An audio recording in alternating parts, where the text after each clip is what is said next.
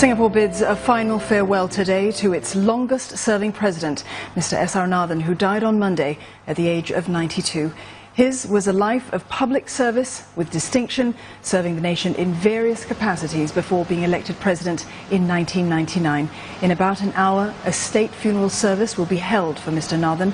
Right now, the casket is just about to leave Parliament House. I'm Dawn Tan, and over the next few hours, we'll bring you the funeral procession live, as well as the state funeral service. Sarah Gross joins us now from Parliament House, the starting point of the procession route. Sarah. Hi, Dawn. Well, as you just mentioned, we are waiting now for the casket to leave Parliament House. Now, the casket was transferred from Parliament House by the coffin bearer party, which comprised army and police personnel, and they transferred the casket onto the gun carriage you can see behind me, this 25-pounder gun carriage. Now, this use of this ceremonial gun carriage is a practice that has been adopted by the British, and it is seen as a very dignified way of carrying a casket. Now, once the gun carriage does proceed to leave Parliament House, it will continue through the city centre to the University Cultural Centre.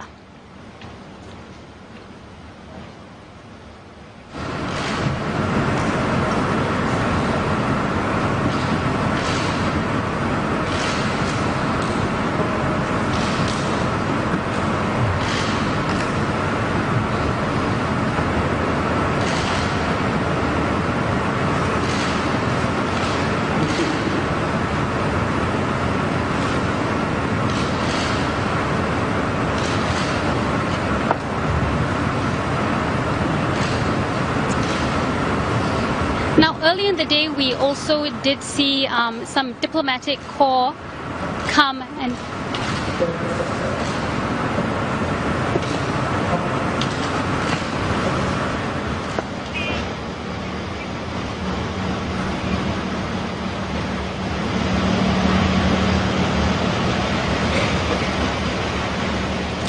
now, as you can see, the gun carriage is just about leaving Parliament House,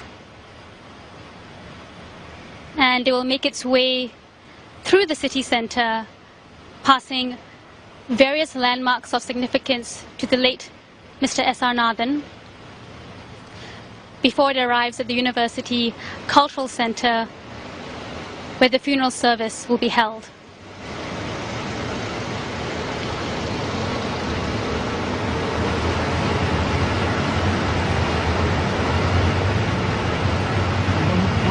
Sarah, thank you, Sarah, for that.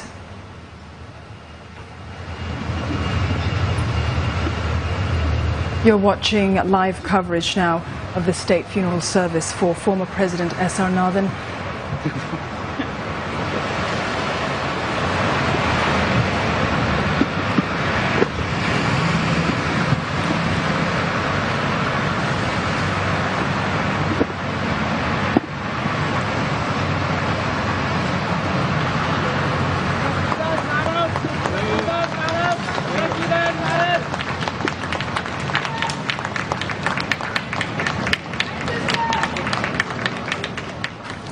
From Parliament House, the cortege makes its way through the city centre.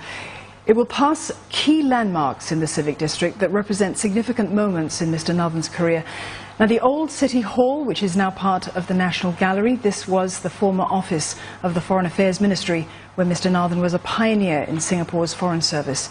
It was also where, as president, Mr. Nathan reviewed the National Day Parade on the 3 occasions when it was staged at the Padang. Another significant landmark along the route, Fullerton Hotel, previously known as the Fullerton Building. It used to house the Marine Department, one of the predecessor organizations that merged to form the Maritime Port Authority. Mr. Nathan worked here as a welfare officer from 1956 till 1962. The cortege then passes NTUC Centre, the modern-day home of Singapore's labour movement. This was, of course, a movement which Mr. Nathan was intimately involved with during his early career. He worked at the Labour Research Unit between 1962 and 1966. The unit was an autonomous body created to help the NTUC with research and industrial negotiations. It was a time of industrial unrest and political strife, and Mr. Nathan helped NTUC overcome the challenge posed by pro-communist unions. From the city centre, the procession will pass through several residential neighbourhoods on its way to the University Cultural Centre.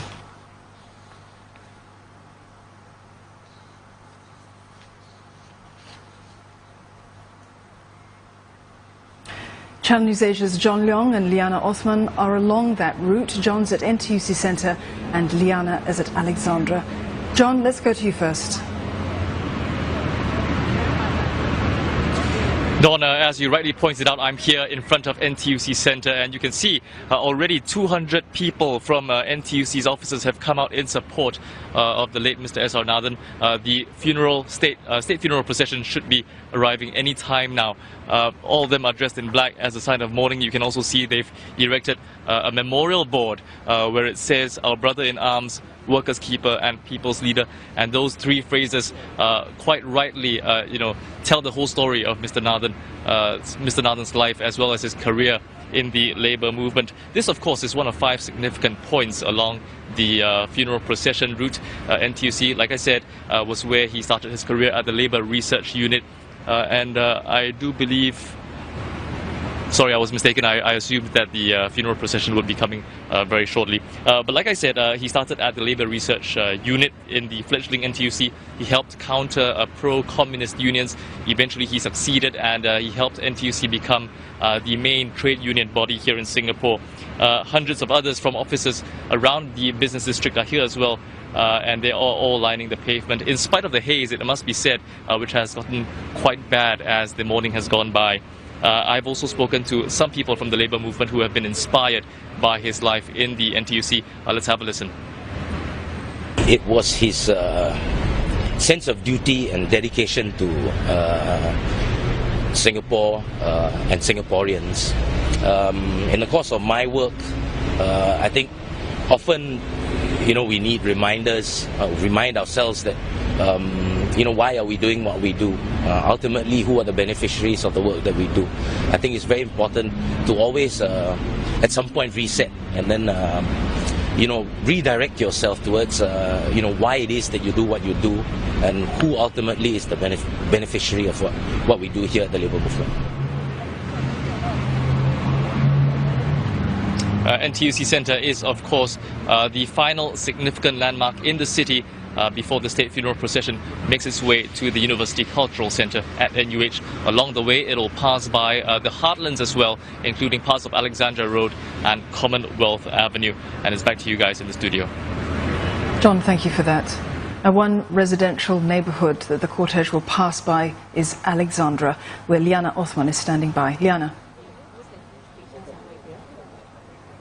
Hi Don, yes, I'm standing here along the Ganges Avenue. Now from the city centre, as rightly pointed out, the casket of the late former President Mr. S.R. Nathan will pass by the heartlands here before it reaches the University Cultural Centre for the state funeral service. Now people have actually made time to come down here despite the haze to pay their last respects to the man who's been called the People's President, the man who started from humble beginnings, who rose to become Singapore's 6th and longest serving presidents. Now, from many of the tributes that we've heard over the past few days, like Prime Minister Lee Hsien Loong's letter of condolence to the late Mr. S.R. Nathan's wife, which described him as a true son of Singapore who, I quote, always put his nation before self. It was clear that many saw Mr. Nathan as a compassionate and a selfless leader. Now, even during his presidency, Mr. Nathan wanted to be close to the people, and many would remember seeing him during their morning walks at East Coast Park, and he always made time to say hello to them and to ask them how their day was. And it's these little gestures that truly won the hearts of Singaporeans. Now, as a trained social worker, Mr. Nathan was also a supporter of many charities, and in the year 2000 he set up the President's Challenge, which has so far raised more than $100 million and benefited hundreds of charities. Now the cortege will be passing by here anytime soon. The atmosphere here is somber as the crowd now await to pay the last respects to the late Mr. S.R. Nathan. Back to you, Dawn. Liana, thank you.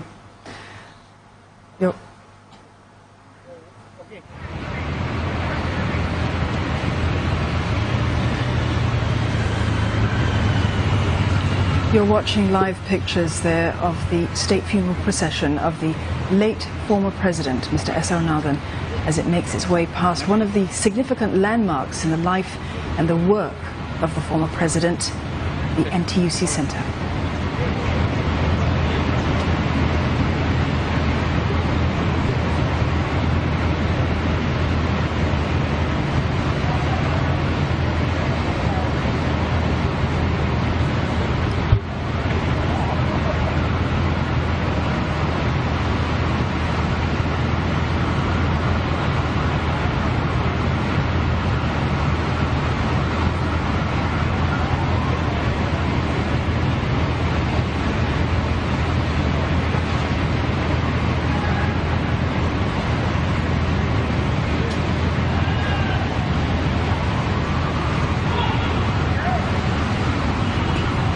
So early in his career, of course, between 1962 and 1965, Mr. Nathan served in the Labour Research Unit, a unit of the National Trades Union Congress.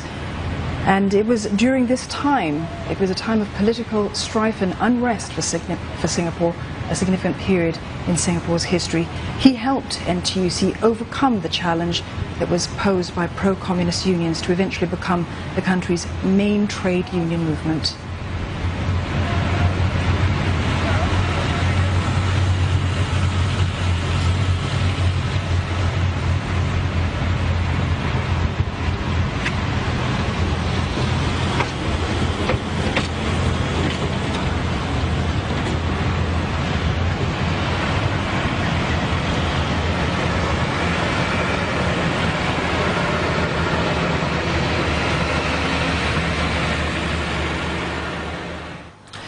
Over at the University Cultural Centre, the funeral service will be attended by Mr. Nathan's family members, President Tony Tan Keng Yam, Prime Minister Lee Hsien Loong, Cabinet Ministers, Members of Parliament, the Judiciary and members of the Diplomatic Corps. Olivia Seong joins us now live from UCC. Olivia, tell us what we can expect.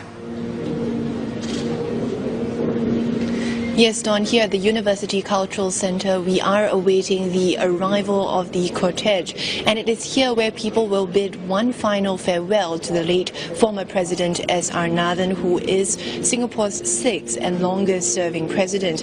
Now, we are expecting the cortege to arrive at about 2:45 p.m. and the funeral service to begin at around 3 p.m. Those invited, if you can see behind me, have been streaming into the hall, and they are really Singaporeans who come from all walks of life, backgrounds, races of different ages, the young, the old. There are students, healthcare workers, those from the social service, as well as how you mentioned, Dawn, cabinet ministers, members of parliament, and the Singapore president as well will be in attendance. Now, the master of ceremony for the funeral service is the head of civil service, Mr. Peter Ong. 7 eulogies will be presented by people who have been a part of Mr. Nathan's life at various stages, though many who have known, or all who have known Mr. Nathan personally for many years. Now, they include Prime Minister Lee Hsien Loong, who has known Mr. Nathan for over 40 years in various capacities, as well as current Ambassador at Large, Professor Tommy Koh, who served with Mr. Nathan at the Ministry of Foreign Affairs. Now, Mr. Chan Chun Sing, Labour Chief and Minister in the Prime Minister's office, will also be delivering a eulogy, and he first met Mr. Nathan when he was assigned to help in the setting up of the Institute of Defence and Strategic Studies. Now, once the eulogies are presented, a lone bugler will play. A minute of silence will also be observed, and after the funeral service, Mr. Nathan's casket will make its final journey to Mandai Crematorium for a private cremation service. Dawn?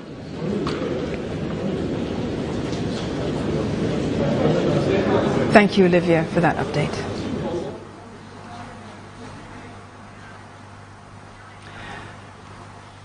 We've just been speaking to Olivia Seong there, who is standing by. Peter Ong, Head Civil Service Singapore, Lee Hsien Loong, Prime Minister, Professor Tommy Koh, Ambassador at Large, Zainal Abidin Rashid, Singapore's non-resident ambassador to Kuwait, Jenny Chua, former chairman of the Community Chest of Singapore, Ramaswamy Athapan, personal friend, and Chanchun Singh, Secretary General of the National Trades Union Congress, Minister in the Prime Minister's office, and Gopinath Pillai, Ambassador at Large. All of those will be delivering eulogies at Mr. S.R. Nathan's funeral. We're going to take you back to some live pictures of the state funeral procession of the former President, Mr. S.R. Nathan. Now, these were you will be looking at some pictures shortly, live pictures of our coverage. These were the pictures that were taken earlier from when Mr. Nathan's casket was transferred by personnel from the Singapore Armed Forces and the Singapore Police Force to the 25-pounder gun carriage just outside Parliament House.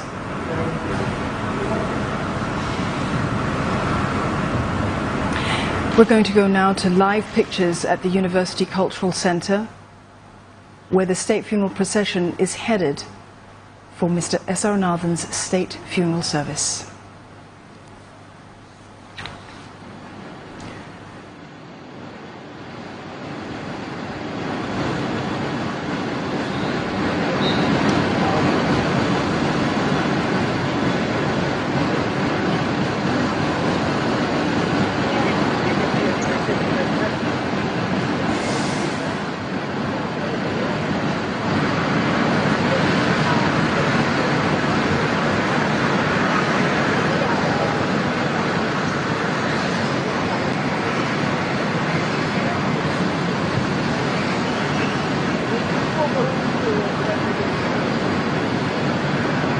From University Cultural Centre.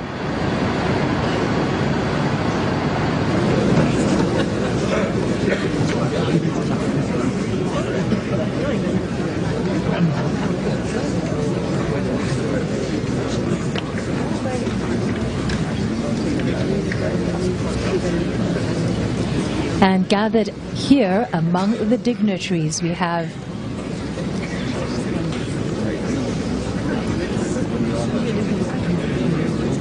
members of the Singapore Cabinet,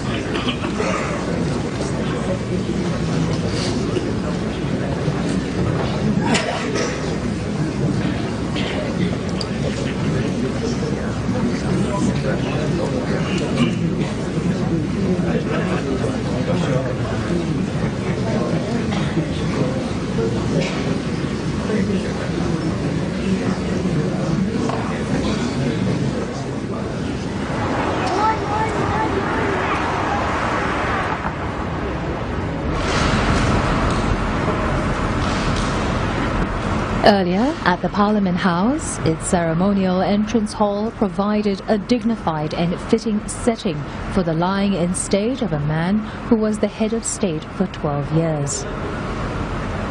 He was Singapore's longest-serving president.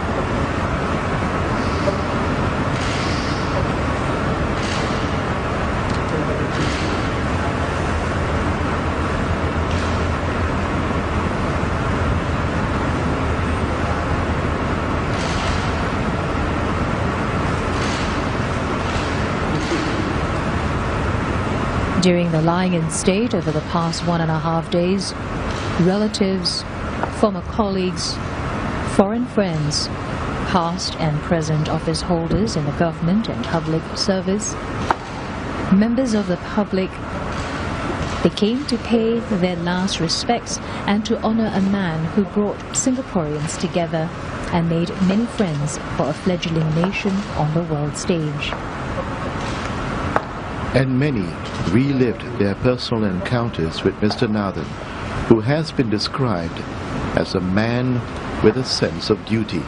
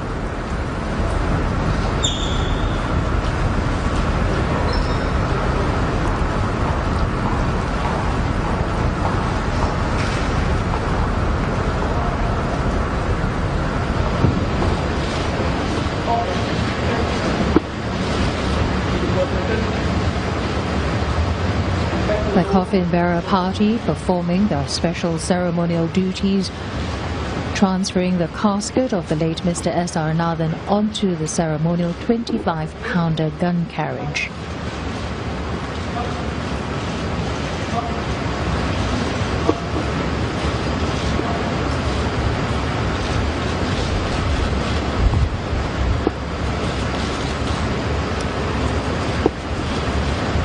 The use of the ceremonial gun carriage for state funerals is a practice inherited from the British.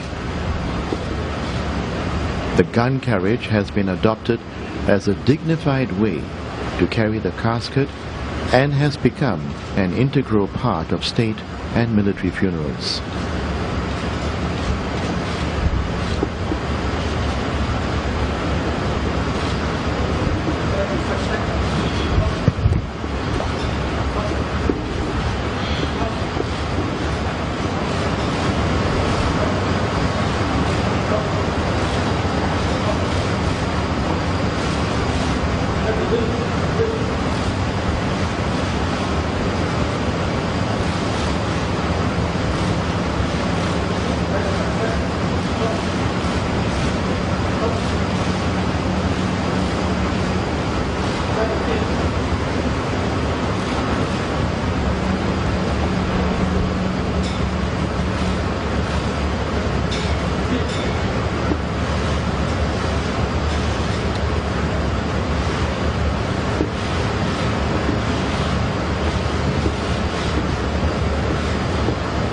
You are viewing images of the coffin bearer party transferring the body of the late Mr. S.R. Nathan onto the gun carriage.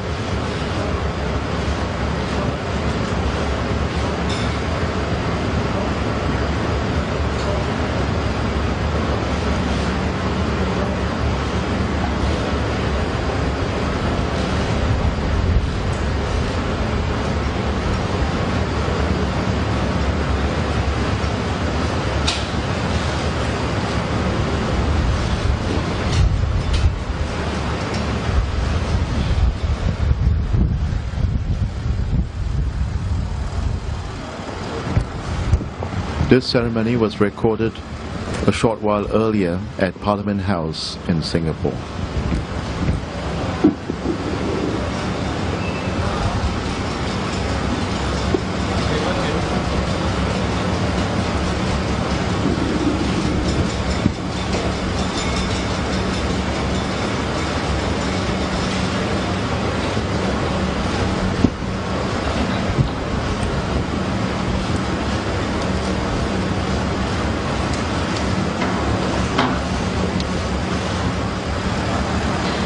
The gun carriage consists of 3 parts: the ceremonial Land Rover, the limber, and the ceremonial artillery gun carriage.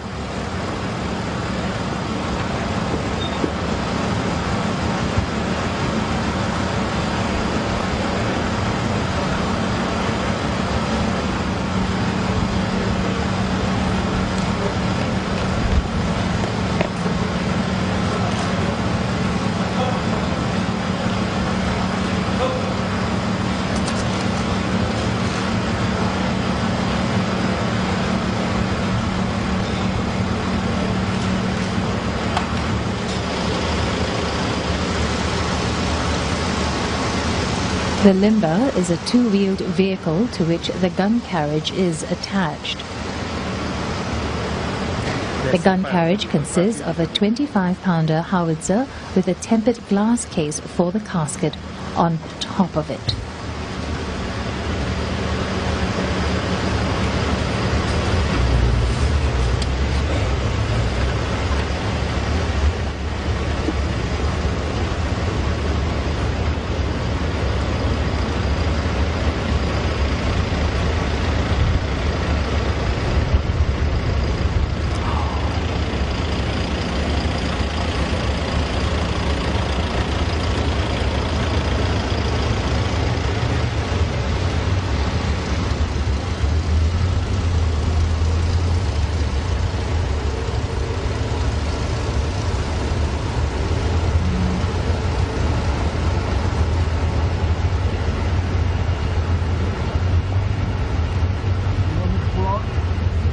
The ceremonial gun carriage bearing the body of the former president then made its final journey through the city centre, escorted by police outriders and cars carrying family members.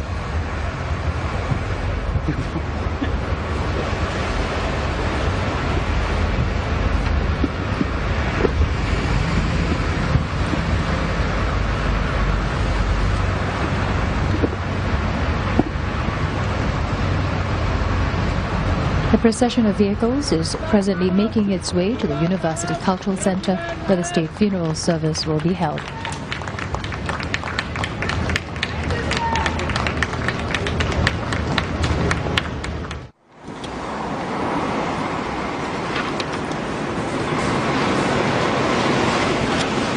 Along the route from Parliament House to the University Cultural Centre, special arrangements were made for the state funeral procession. The motorcade travelled from Parliament House through the Civic District, down Cross Street, Havelock Road, and Commonwealth Avenue towards the University Cultural Centre. The state funeral procession, covering a distance of 15.5 kilometers and moving at a speed of about 25 kilometers per hour, will take approximately 40 minutes to reach University Cultural Centre from Parliament House.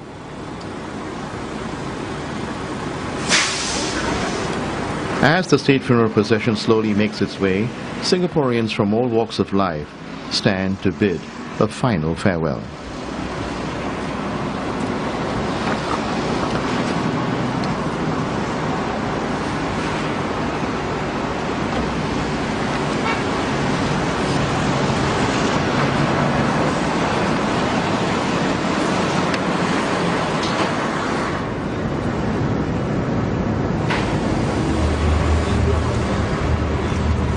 The state funeral procession passed by various landmarks that were closely associated with Mr. Nathan.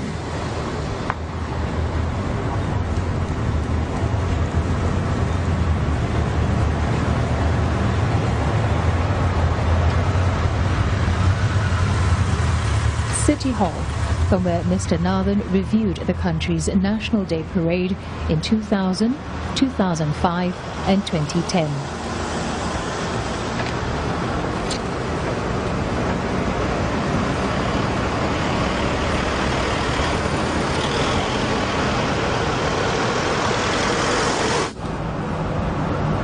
The present Raffles City, This is the site of the former Ministry of Foreign Affairs, where Mr. Nathan served under the then Minister for Foreign Affairs S. Rajaratnam from 1965 to 1971.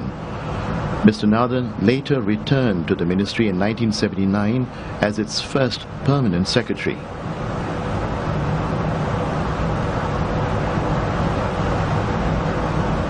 Soon after the end of World War II, Mr. Nathan was among the pioneer group of social work students at the University of Malaya. He graduated with a distinction in his diploma in social studies in 1954, after which he worked as a social service worker at the Singapore General Hospital.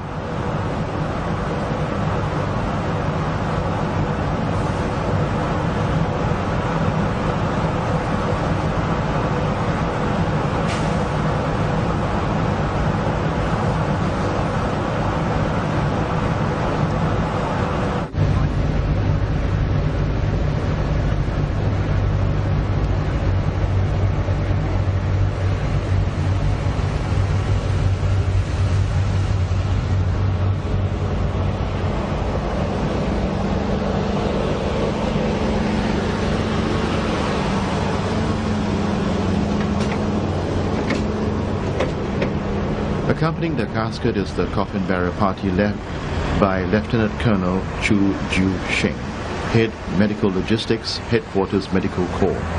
The party comprises 9 senior officers from the Army, Navy, Air Force and the Singapore Police Force.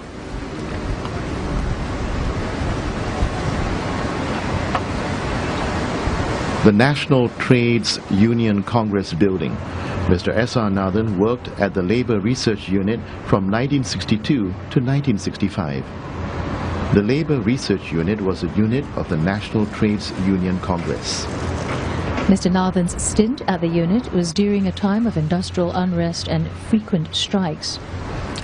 The Labour Research Unit played a key role in helping unions that had broken away from pro-communist groups. It also helped the NTUC successfully overcome the challenges posed by pro-communist unions so that NTUC could become the country's main trade union body.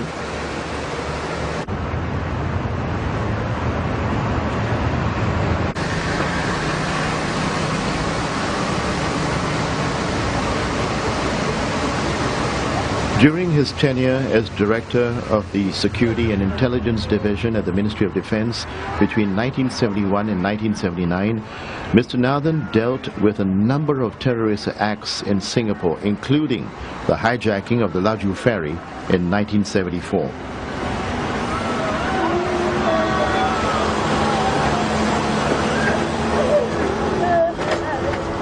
In the Laju incident, Mr. Nathan negotiated with 4 hijackers from the Japanese Red Army and the Popular Front for the Liberation of Palestine for the safe release of the ferry's crew.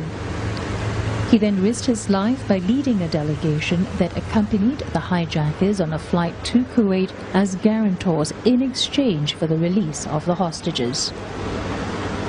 For his role in the Laju incident, Mr. Nathan received the Pingat Jasa Gemilang Meritorious Service Medal from President Benjamin Henry Sheares in 1974. A large part of Mr. S.R. Nathan's legacy can be traced to his work with the less fortunate, his rapport with citizens and various communities, and support of a diverse range of social causes. A man with a big heart for Singaporeans, Mr. Nathan founded the President's Challenge soon after taking office in 2000.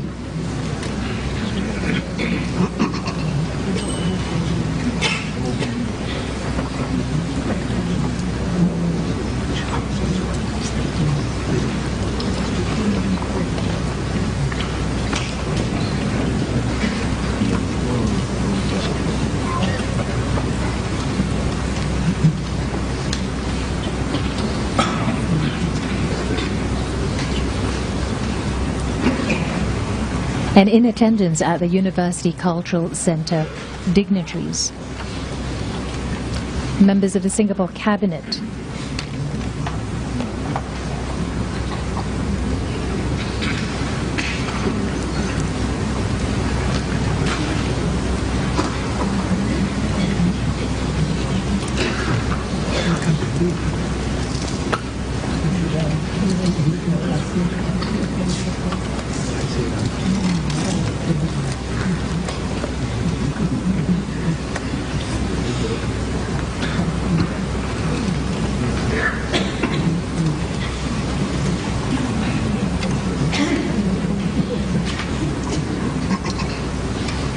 Foreign dignitaries in attendance as well.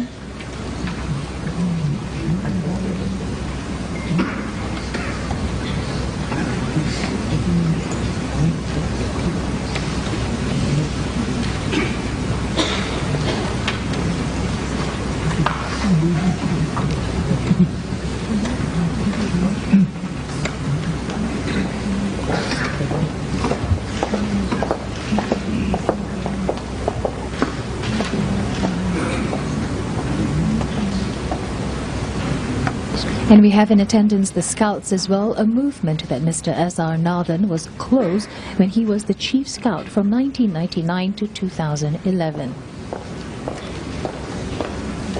Among the foreign dignitaries, heads of mission in Singapore, ambassadors, and members of the diplomatic corps.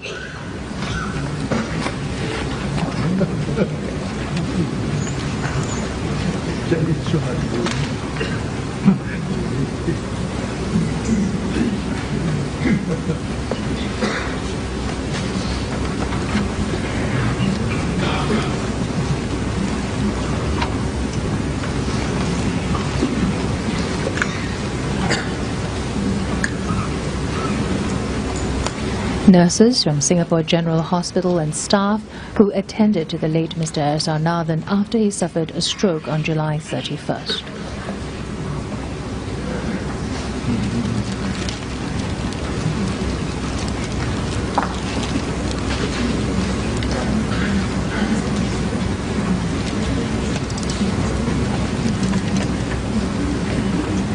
Members of the President's Star Charity. Ladies and gentlemen, the Prime Minister.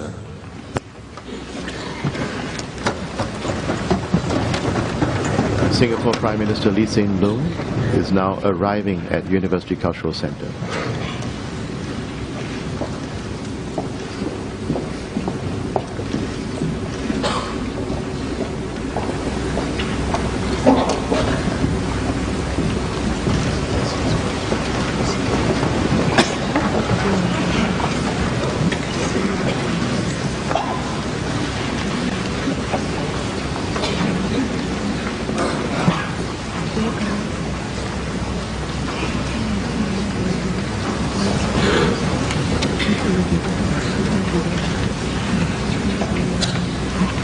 And here, those who will be presenting the eulogies later in the ceremony are also gathered.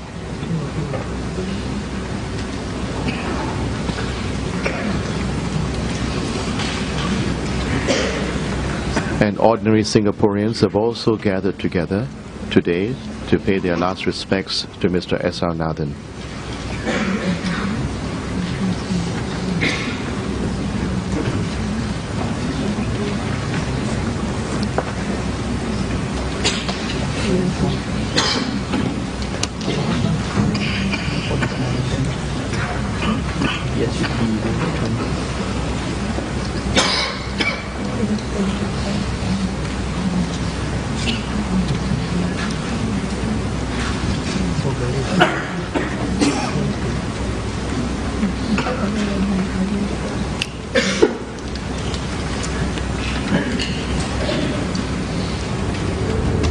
The state funeral procession is slowly making its way towards the University Cultural Centre.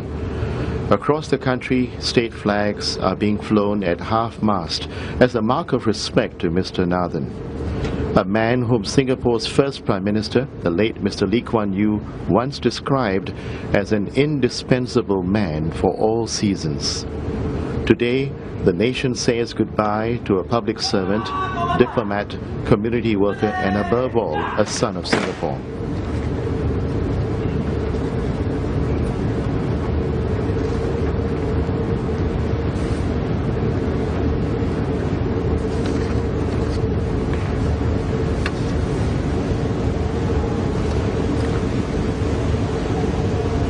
The line of honor have just taken up position, and also members of the Singapore Armed Forces Military Police Command are standing by.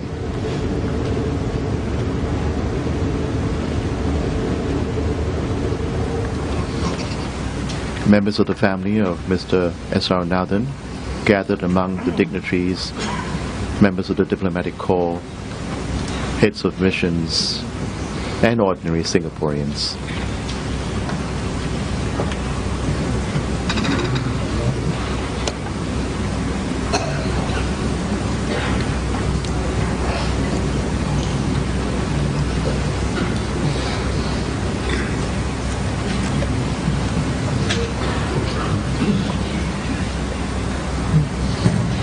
Ladies and gentlemen, the President and Mrs. Mary Tan.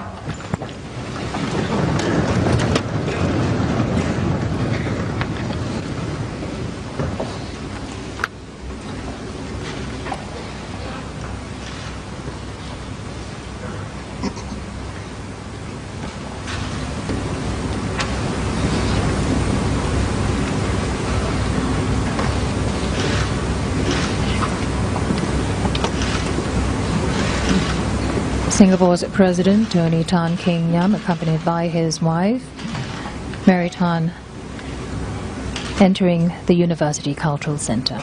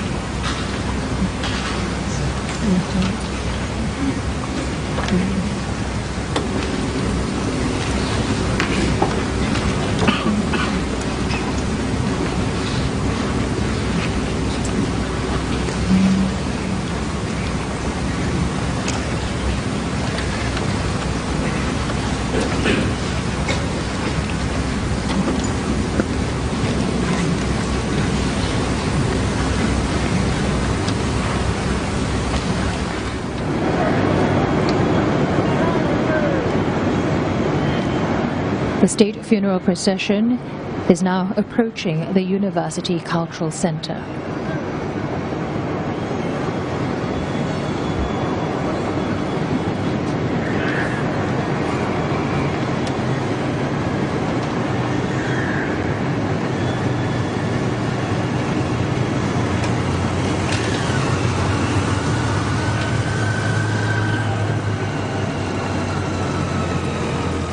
The line of honor along the final stretch of the procession is mounted by 48 military policemen from the Singapore Armed Forces Military Police Command. As the procession passes, the line of honor will invert their rifles and bow their heads as a mark of respect. Known as resting on arms reversed, this signifies the highest form of respect the SAF can pay to the deceased.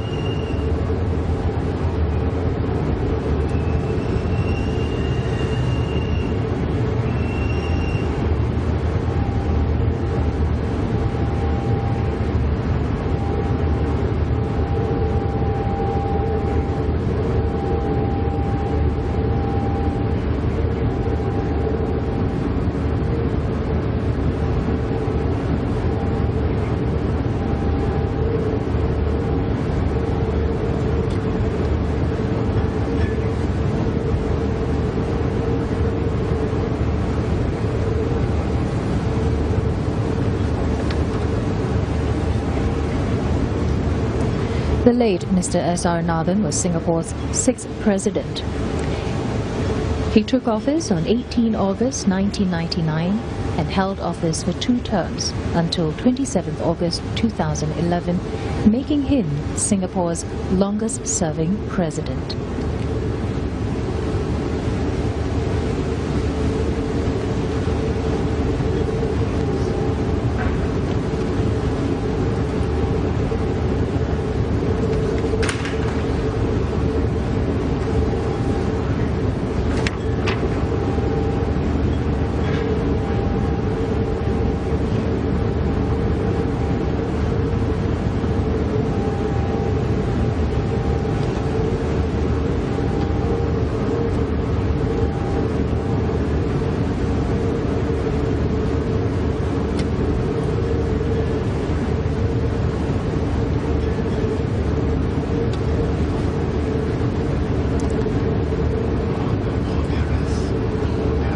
The pallbearers, Minister for National Development and Second Minister for Finance, Mr. Lawrence Wong, and Minister for the Environment and Water Resources, Mr. Masagos Zulkifli. And there are also representatives from the People's Association, Mr. Timothy D'Souza, Mr. Goh Chia Hao, Mr. Syed Ahmad bin Syed Yusuf Alaskov, Mr. Ramamurthy Krishnan.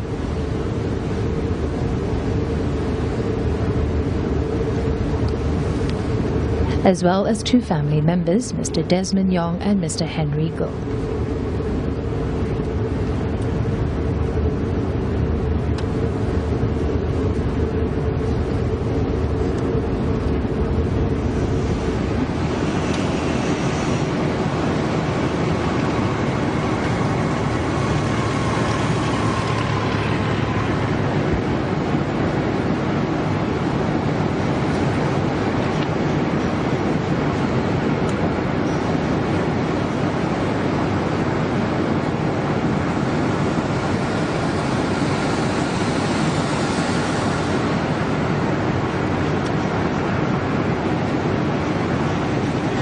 Prior to becoming president, the late Mr. S.R. Nathan held key positions in security and foreign affairs in the public service and chaired various companies and academic institutions.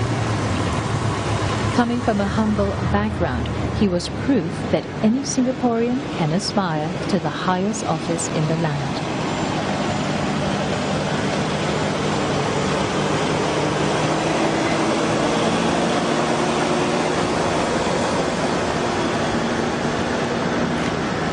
The late Mr. S.R. Nathan was 92 years old when he died on Monday, August 22nd at 9:48 p.m., 3 weeks after suffering from a stroke. The Line of Honor are now performing a special ceremony, inverting their rifles, bowing their heads as a mark of respect. Resting on arms reverse, it signifies the highest form of respect the Singapore Armed Forces can pay to the deceased.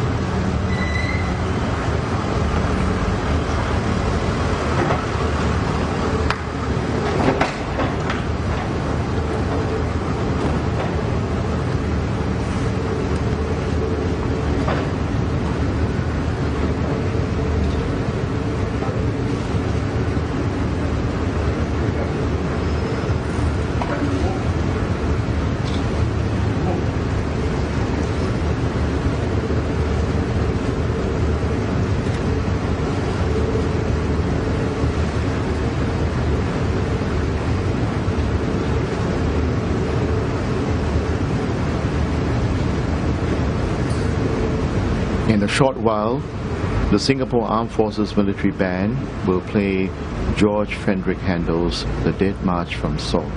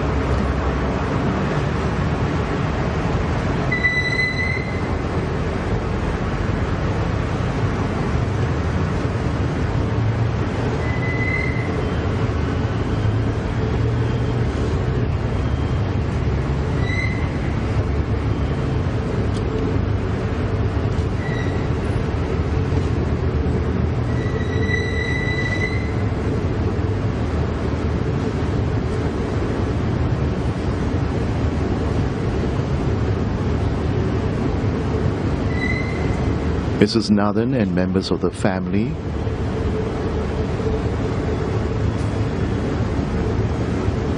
will now take up position next to the pallbearers, forming the receiving party. And in a short while, the coffin bearer party will proceed to move the casket of the late Mr. S.R. Nathan into University Cultural Center for the state funeral service.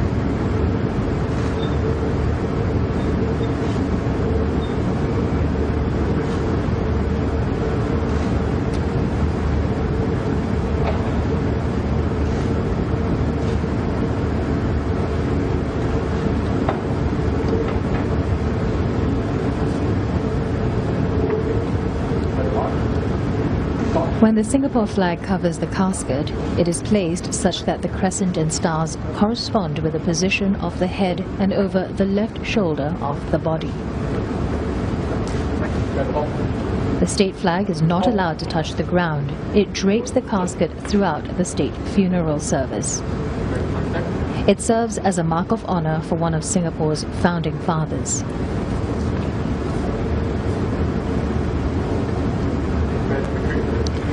After removing their ceremonial caps, officers forming the coffin bearer party will take their positions to receive the casket.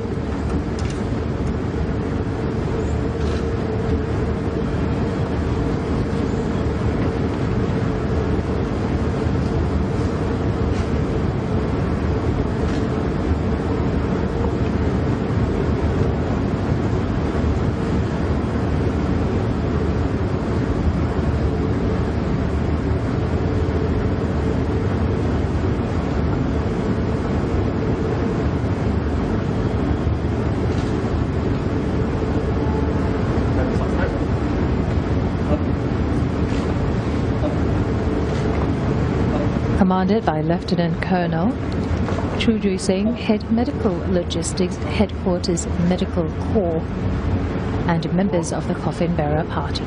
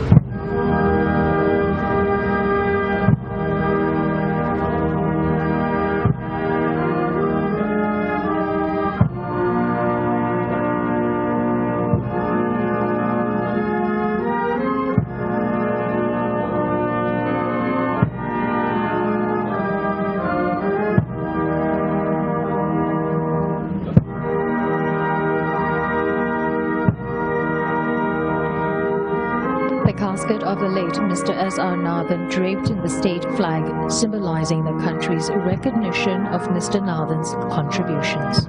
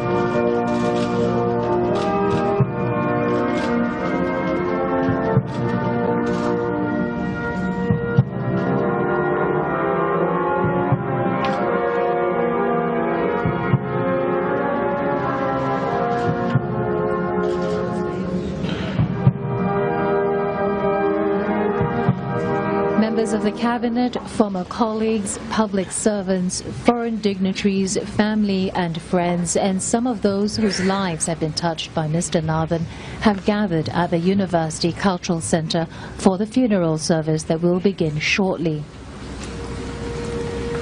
Throughout his career and term as president, Mr. S.R. Nathan helped Singapore punch above its weight.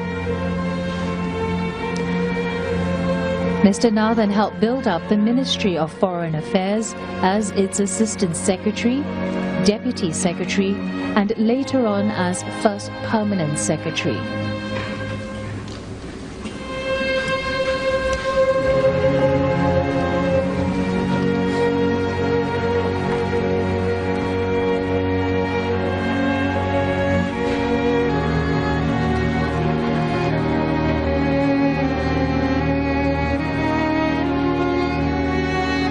Singapore Symphony Orchestra is playing J.S. Bach's Air on the G string in Orchestral Suite No. 3 as the casket slowly makes its way onto the stage of University Cultural Centre for the funeral service.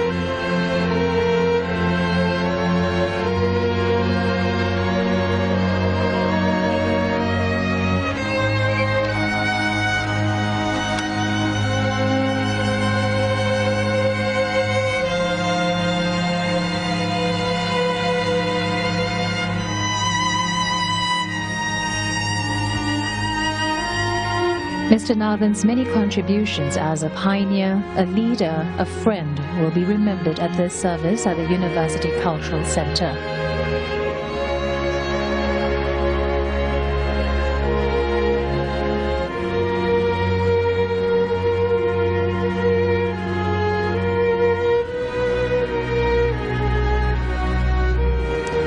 The late Mr. S.R. Nathan represented Singapore at two of our most important foreign missions, Malaysia and the United States.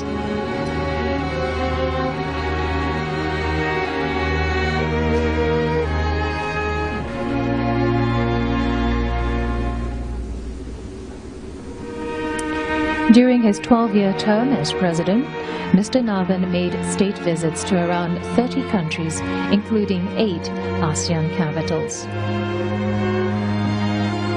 Singapore Symphony Orchestra is playing Samuel Barber's Adagio for Strings, providing a very appropriate setting for the funeral service that is about to begin.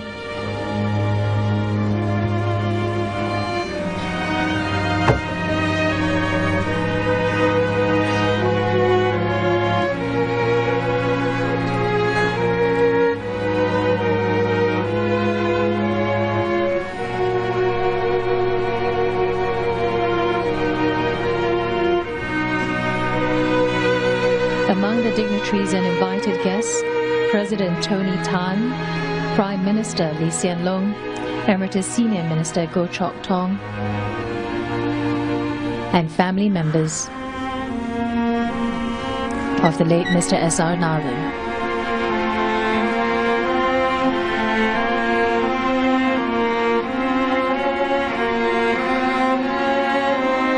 Speakers who will be presenting the eulogies in a short while during the funeral service are also present.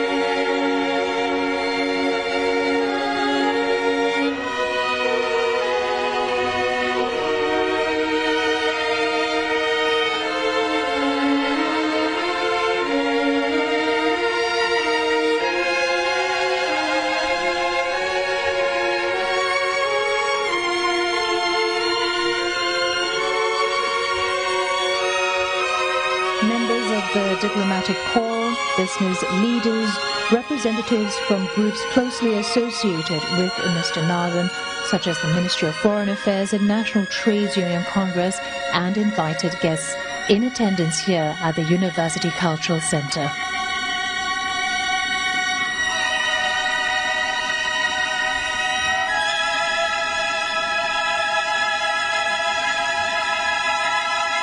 The Singapore Symphony Orchestra performing Samuel Barber's Adagio for Strings, reaching a climax.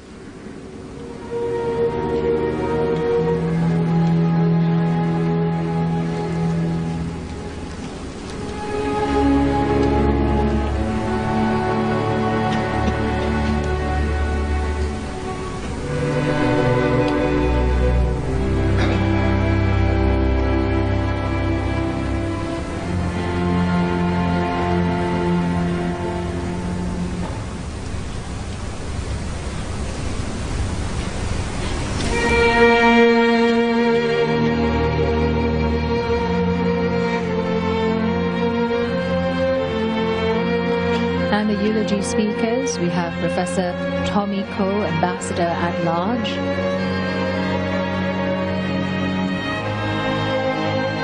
Mr. Zainul Abidin Rashid, Ms. Jenny Chua, co-founder of B-Works, and she worked with the late Mr. S.R. Nathan on the community chest. Mr. Ramaswamy Athappan, he's a personal friend of the late Mr. S.R. Nathan, and he's also chairman and CEO of Fairfax Asia and CEO of First Capital Insurance. Mr. Gopinath Pillai, and he will also be giving the eulogy on behalf of the family.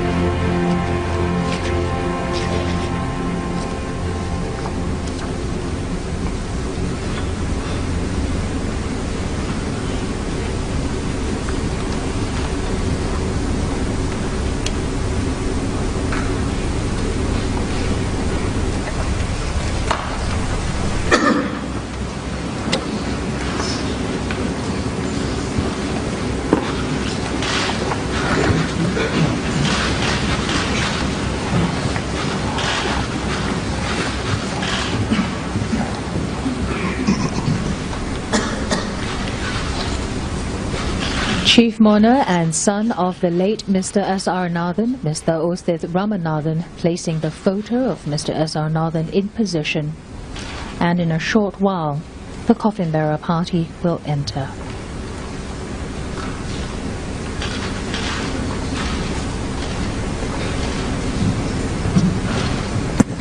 Ladies and gentlemen, please rise.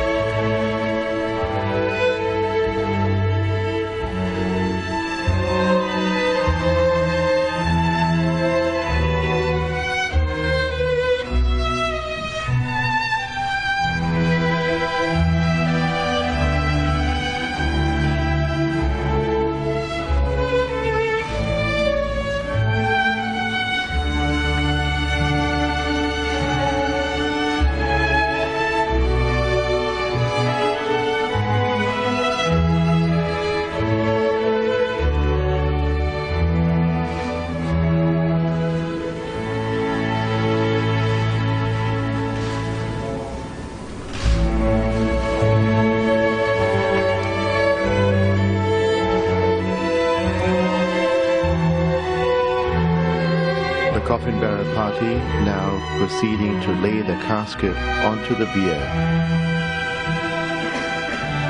In a short while, the Master of Ceremony to lead the state funeral, Peter Ho, Head of Civil Service. In a short while, the Master of Ceremony to lead the state funeral service, Peter Rong, Head of Civil Service, will commence the ceremonies.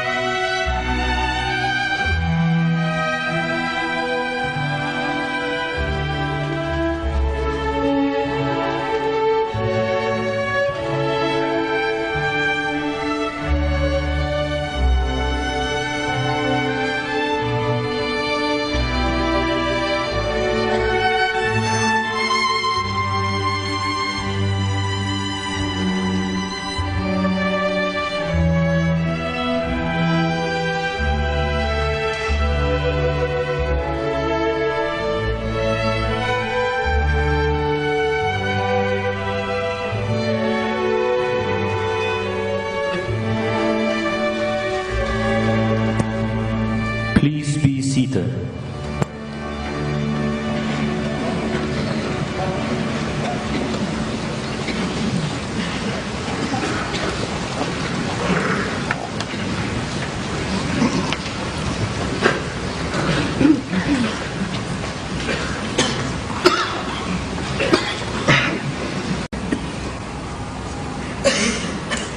The Prime Minister will now deliver his eulogy.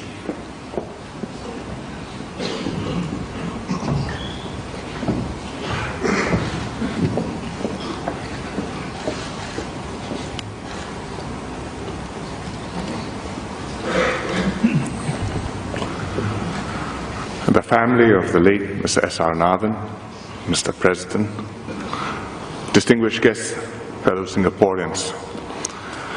Today we are gathered to bid farewell to our former President, Mr. S.R. Nathan. On behalf of the government and the people of Singapore, I would like to convey our deepest condolences to Mrs. Nathan and her family. As one of the pioneer generation who lived through Singapore's most tumultuous period, Mr. Nathan witnessed many of the key events that shaped our nation. He not only had a front row seat, but was often an actor on stage. He played a significant and influential role in our nation building. From a most humble beginning, Mr. Nathan built a unique and illustrious public service career. He served in diverse fields, from social work and trade unions, to intelligence, diplomacy, journalism, academia, and finally as president. He played a leadership role in the Indian community, but he was also a president for all Singaporeans and cared deeply about racial and religious harmony.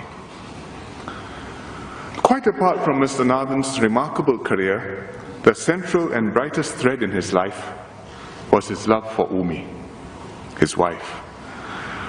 He first set eyes on her in 1942 when she was 13 and he was 18. After a courtship of 16 years, braving parental objections and a 2-year separation while Umi studied in Britain, they married in 1958. Their relationship spanned an astonishing 73 years, an inspiration to us all. SR loved and honored Umi all the days of his life. And she, in turn, was his anchor throughout his career, including the 12 years that he was president, when she supported him with grace, charm, and warmth. Mrs. Nathan, thank you very much.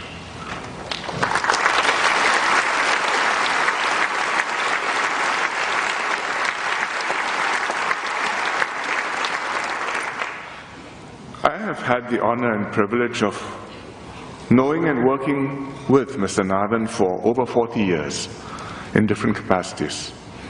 First as a young SAF officer when Mr. Nathan was Director of Security and Intelligence. Then as a minister when Mr. Nathan served as a diplomat, and later as Prime Minister when Mr. Nathan was President. When I think of Mr. Nathan, 4 things come to mind. First, he was a man who lived fully, seizing all that life had to offer. Second, he never gave up, no matter what the difficulties and the dangers. Nor did he indulge in self-pity or look to others for help. Instead, he faced challenges head-on with a steely resolve and ultimately prevailed. Third, he always did his best for Singapore, even at personal risk and sacrifice. Whatever the mission, he answered duty's call. Singapore could absolutely rely on his loyalty and dedication. Few have answered the nation's call so faithfully and so often, and served Singapore so well. Fourth, he had great personal integrity and commitment. It was his character as much as his intellect that led to his achievements in life and took him to the highest office in Singapore. The one incident that best epitomizes Mr. Nathan's qualities is the Laju incident. In 1974, 4 terrorists, 2 from the Japanese Red Army and 2 from the Popular Front for the Liberation of Palestine, the PFLP, tried to blow up the Shell refinery on Pulau Bukom. They failed and hijacked the Laju, a ferry boat operating between Pulau Bukom and mainland Singapore. The government negotiated a deal with the terrorists to release their hostages in exchange for safe passage to the Middle East. Mr. Nathan, then director of SID, risks his life to lead a team of 13 officials who accompanied the terrorists to Kuwait on a Japan Airlines aircraft. The terrorists had demanded their presence to guarantee safe passage. The Singapore officials were, in fact, hostages.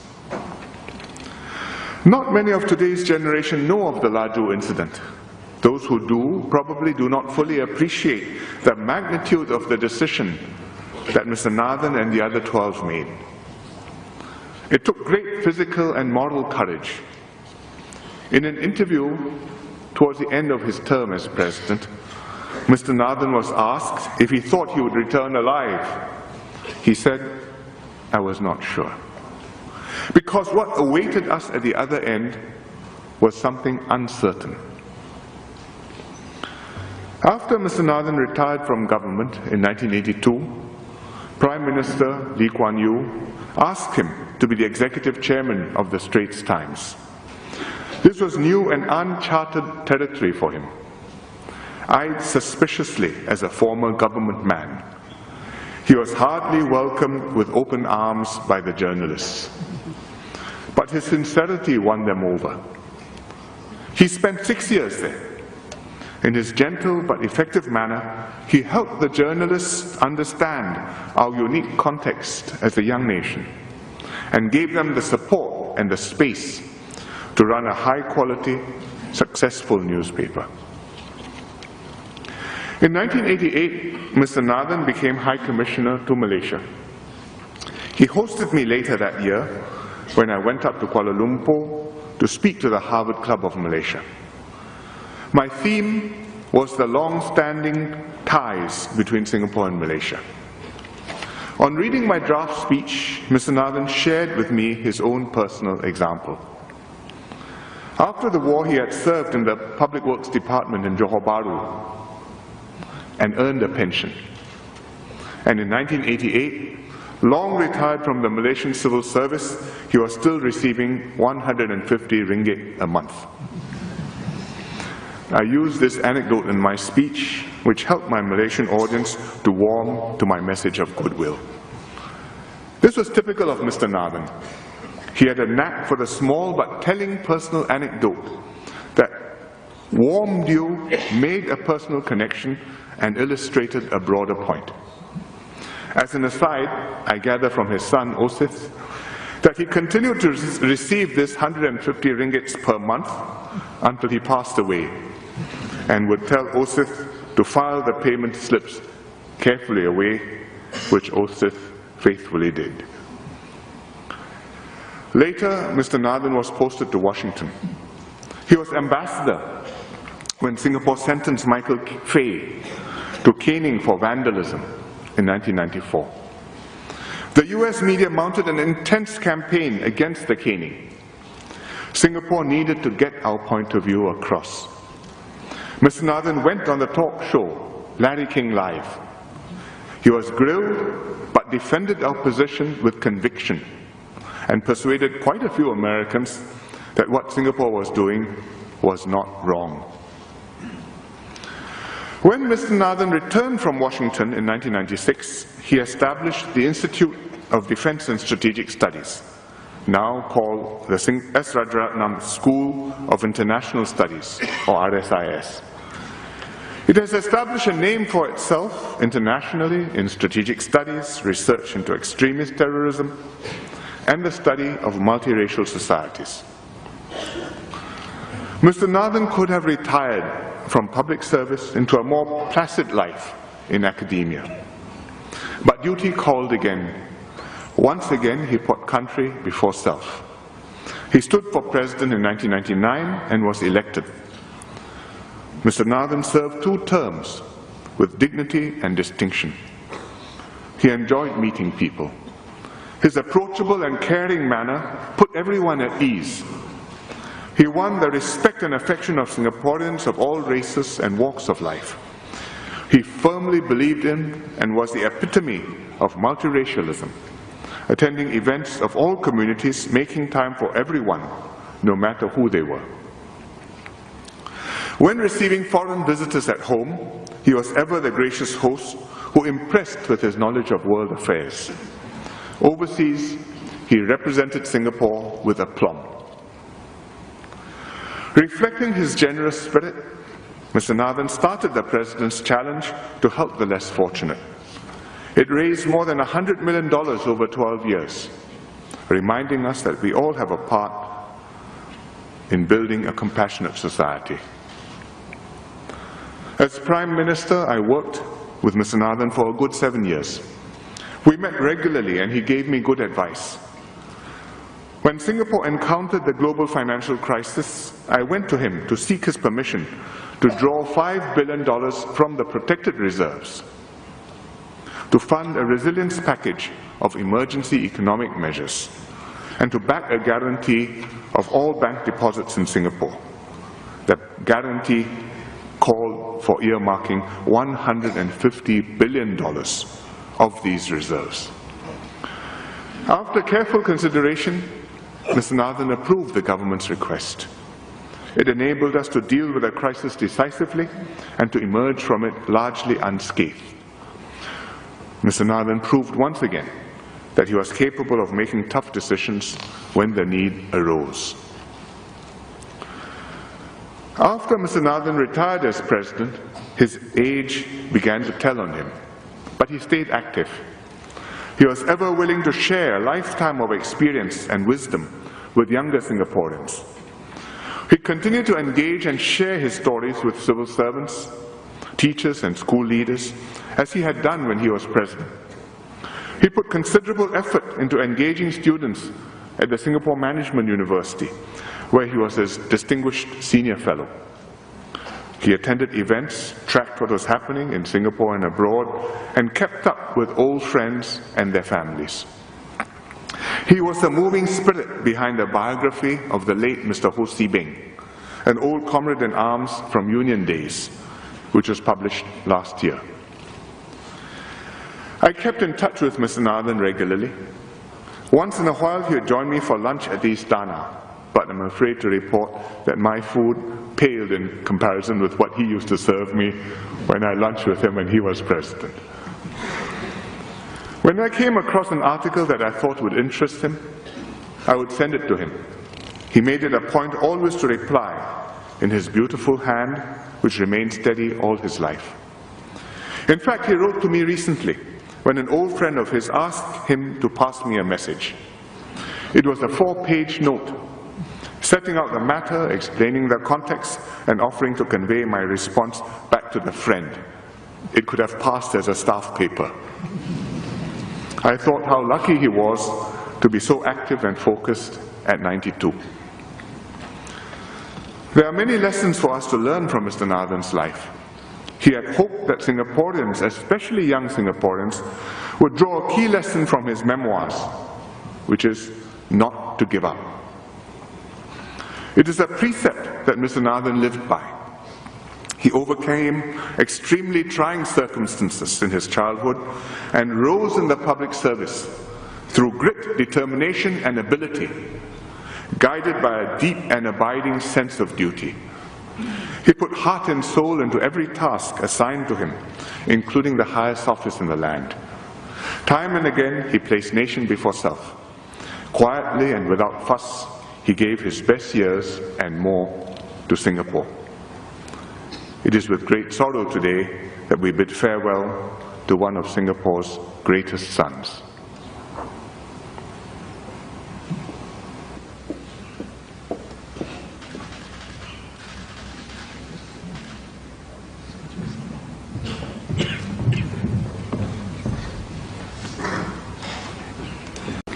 Professor Tomiko, Ambassador at Large, will now deliver his eulogy.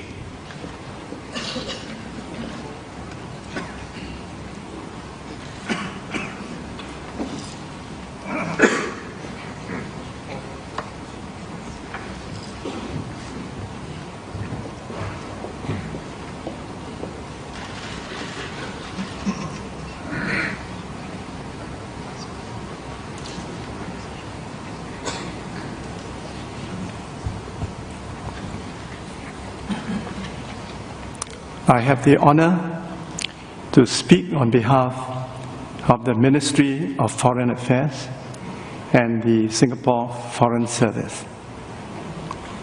Mr. Nathan had played a key role in the founding of both institutions.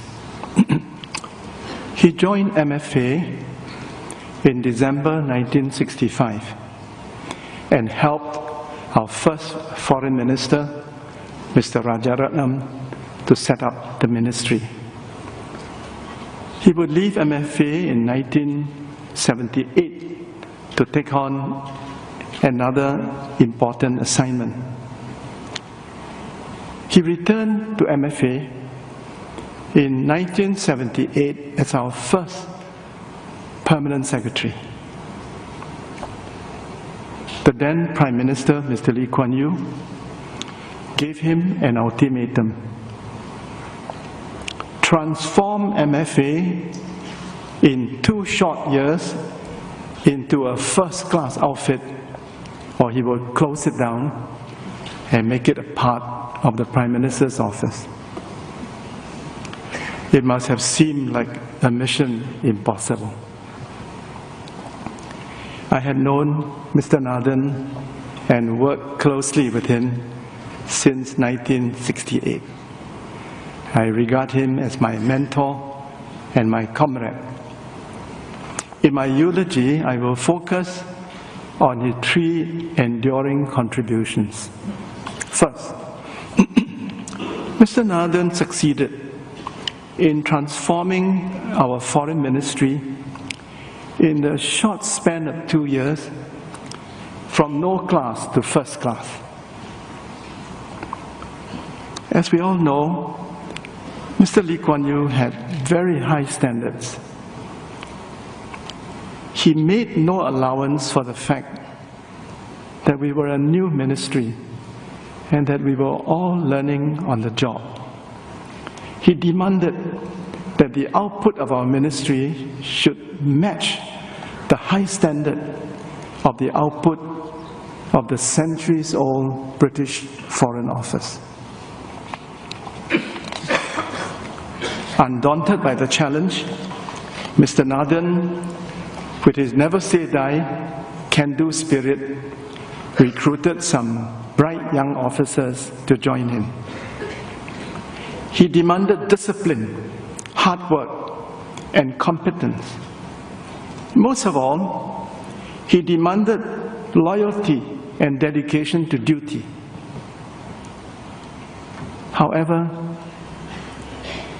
behind the tough exterior was a warm, kind, and loyal heart. A few months ago, he invited a group of these bright young officers, now grown old, to join him for lunch. He wanted to thank them for having helped him to succeed in his mission impossible, and to explain why he was such a demanding boss. It was a poignant occasion because we knew in our hearts that this would be the last reunion with the boss. Because of the strong foundation that he had laid, the Singapore Ministry of Foreign Affairs and the Singapore Foreign Service are considered among the best in the world. Second, he taught us to be courageous and to defend Singapore's interests without fear or hesitation. As the Prime Minister has said, Mr. Nathan was himself a courageous man, as we saw in his heroic role in the Laju incident. He was our ambassador in Washington at a difficult time. The Michael Fay affair erupted during his watch. My American friends have told me how much they admired the calm and rational way in which he defended Singapore against vicious attacks. He held high the flag of Singapore. Because of his example and precept, although Singapore is a small country, it is a country which cannot be bullied by other countries, not even the major powers. One of the principles of our foreign policy is that Singapore will stand up for its national interests against any foe, big or small. Third, Mr. Nathan represented Singapore with great distinction as our High Commissioner to Malaysia and our Ambassador to the United States. However, his most important diplomatic role was as our 6th President. During his 12-year tenure, he visited more countries than all his predecessors combined. And here I must thank Mrs. Nathan for having accompanied him on all those exhausting visits. Through these state visits, Mr. Nathan strengthened our link with other countries, helped to expand our political and economic space, opened the door for economic opportunities for our business and industry. He had a flair for dealing with foreign leaders and foreign friends. Perhaps because of his training in social work, he had the ability to establish rapport with other people and to put them at ease.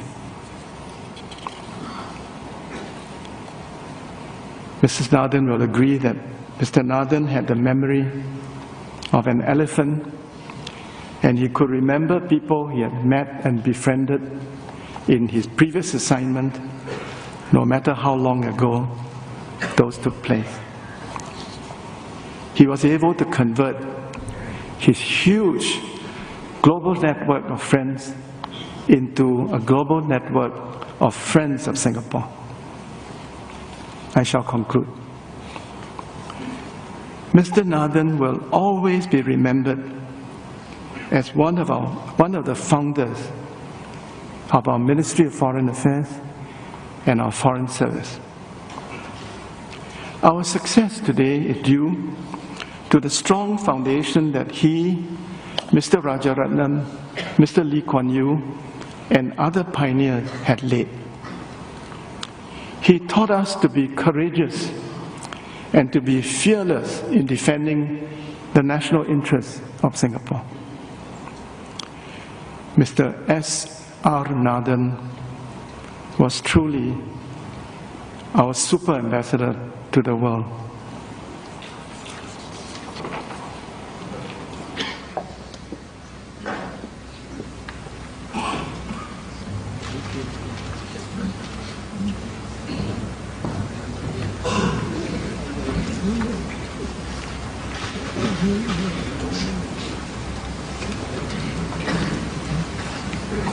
Mr. Zainal Abidin, who worked with the late Mr. Nathan in the Straits Times Press, will now deliver his eulogy.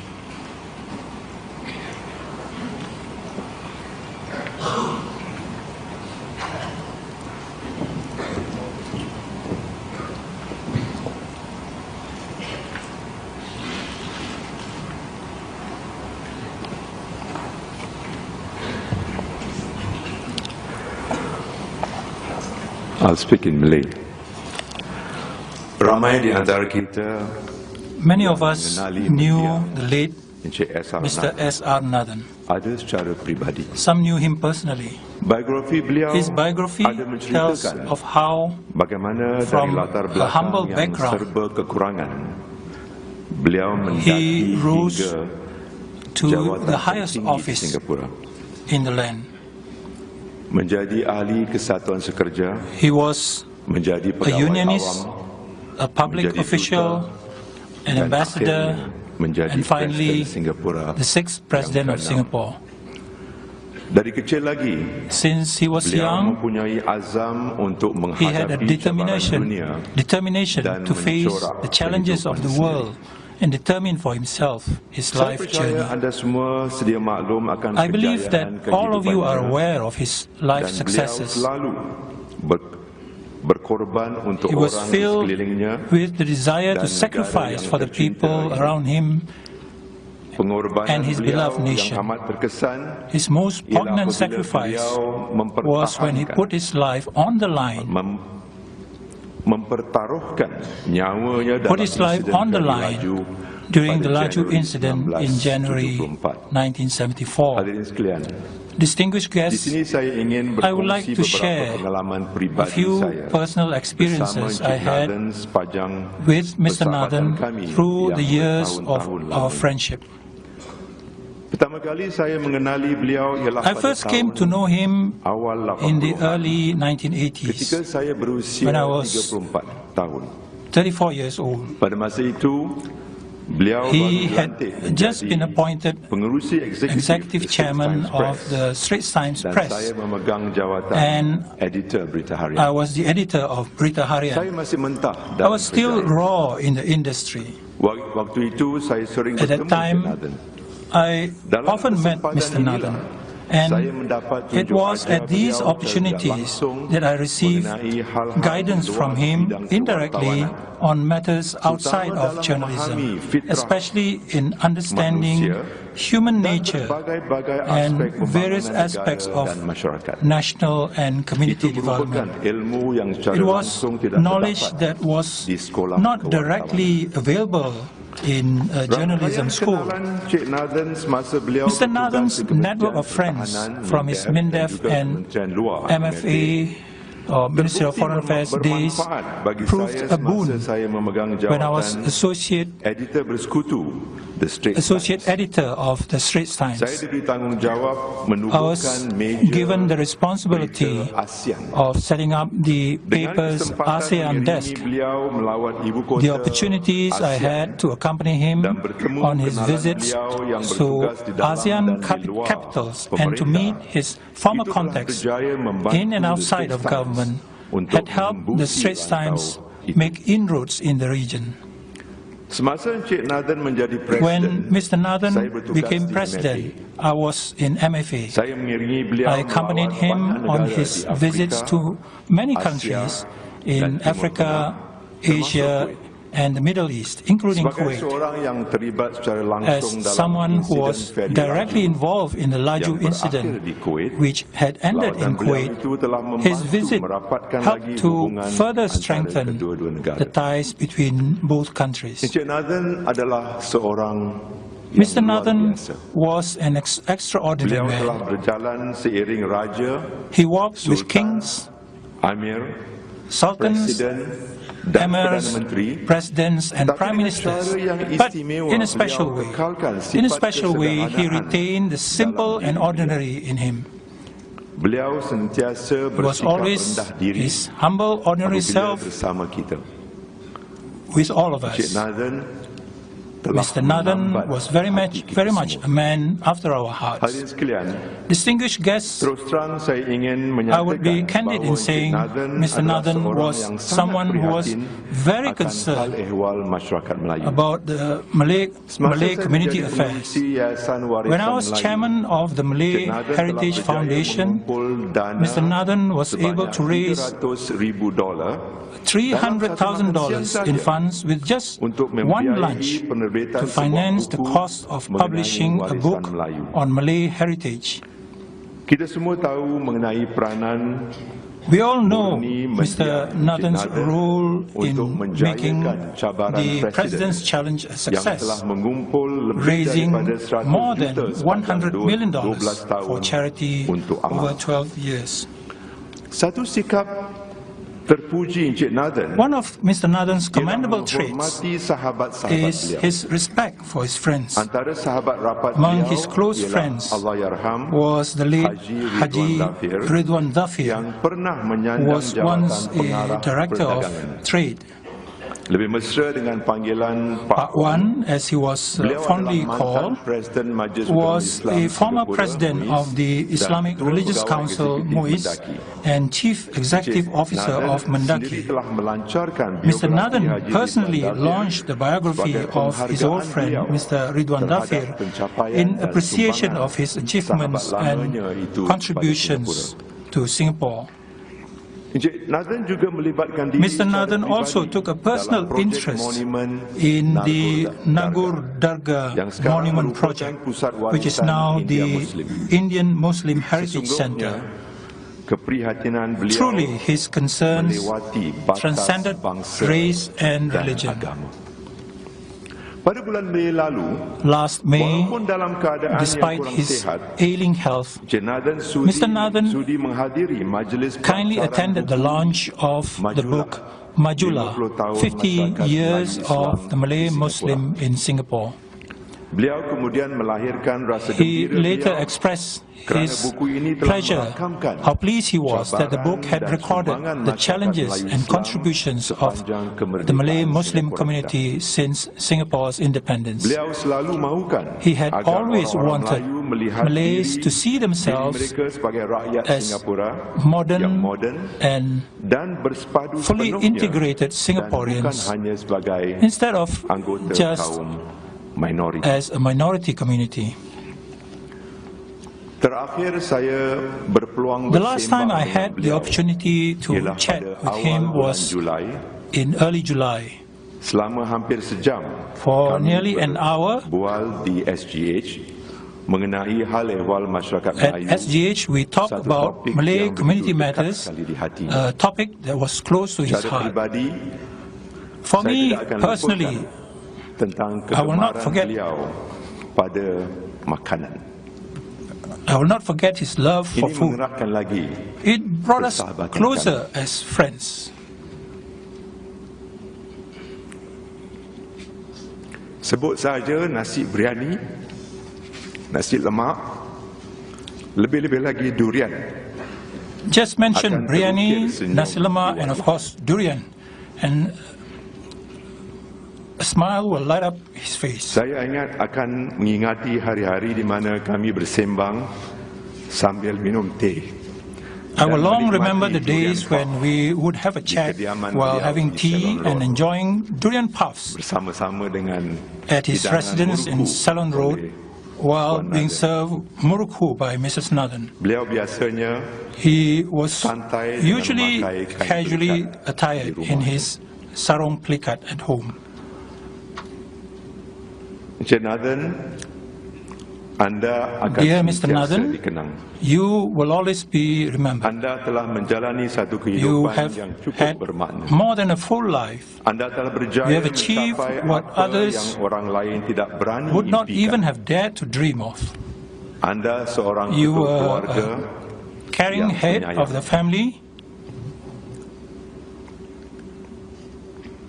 Anda seorang pegawai tinggi pemerintah. You were a highly dedicated top civil servant. You were a world-class diplomat. You were a president loved by the people.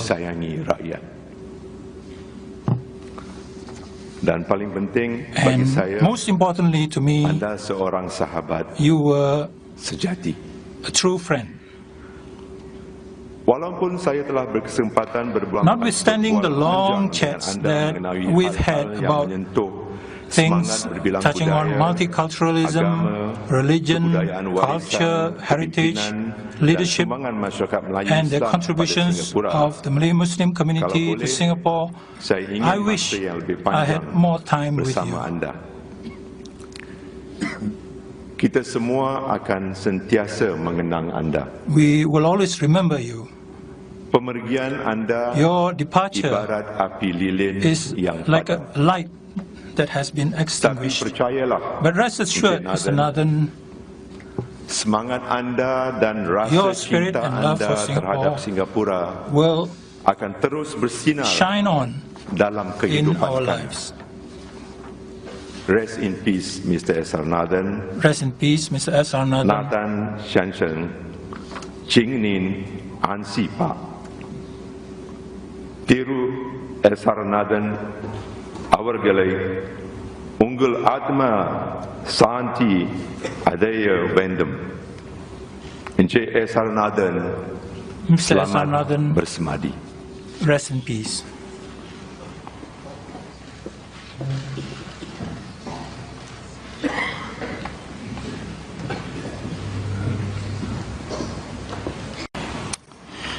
Ms. Jenny Chua, who worked with the late Mr. Nathan on the community chest, will now deliver her eulogy.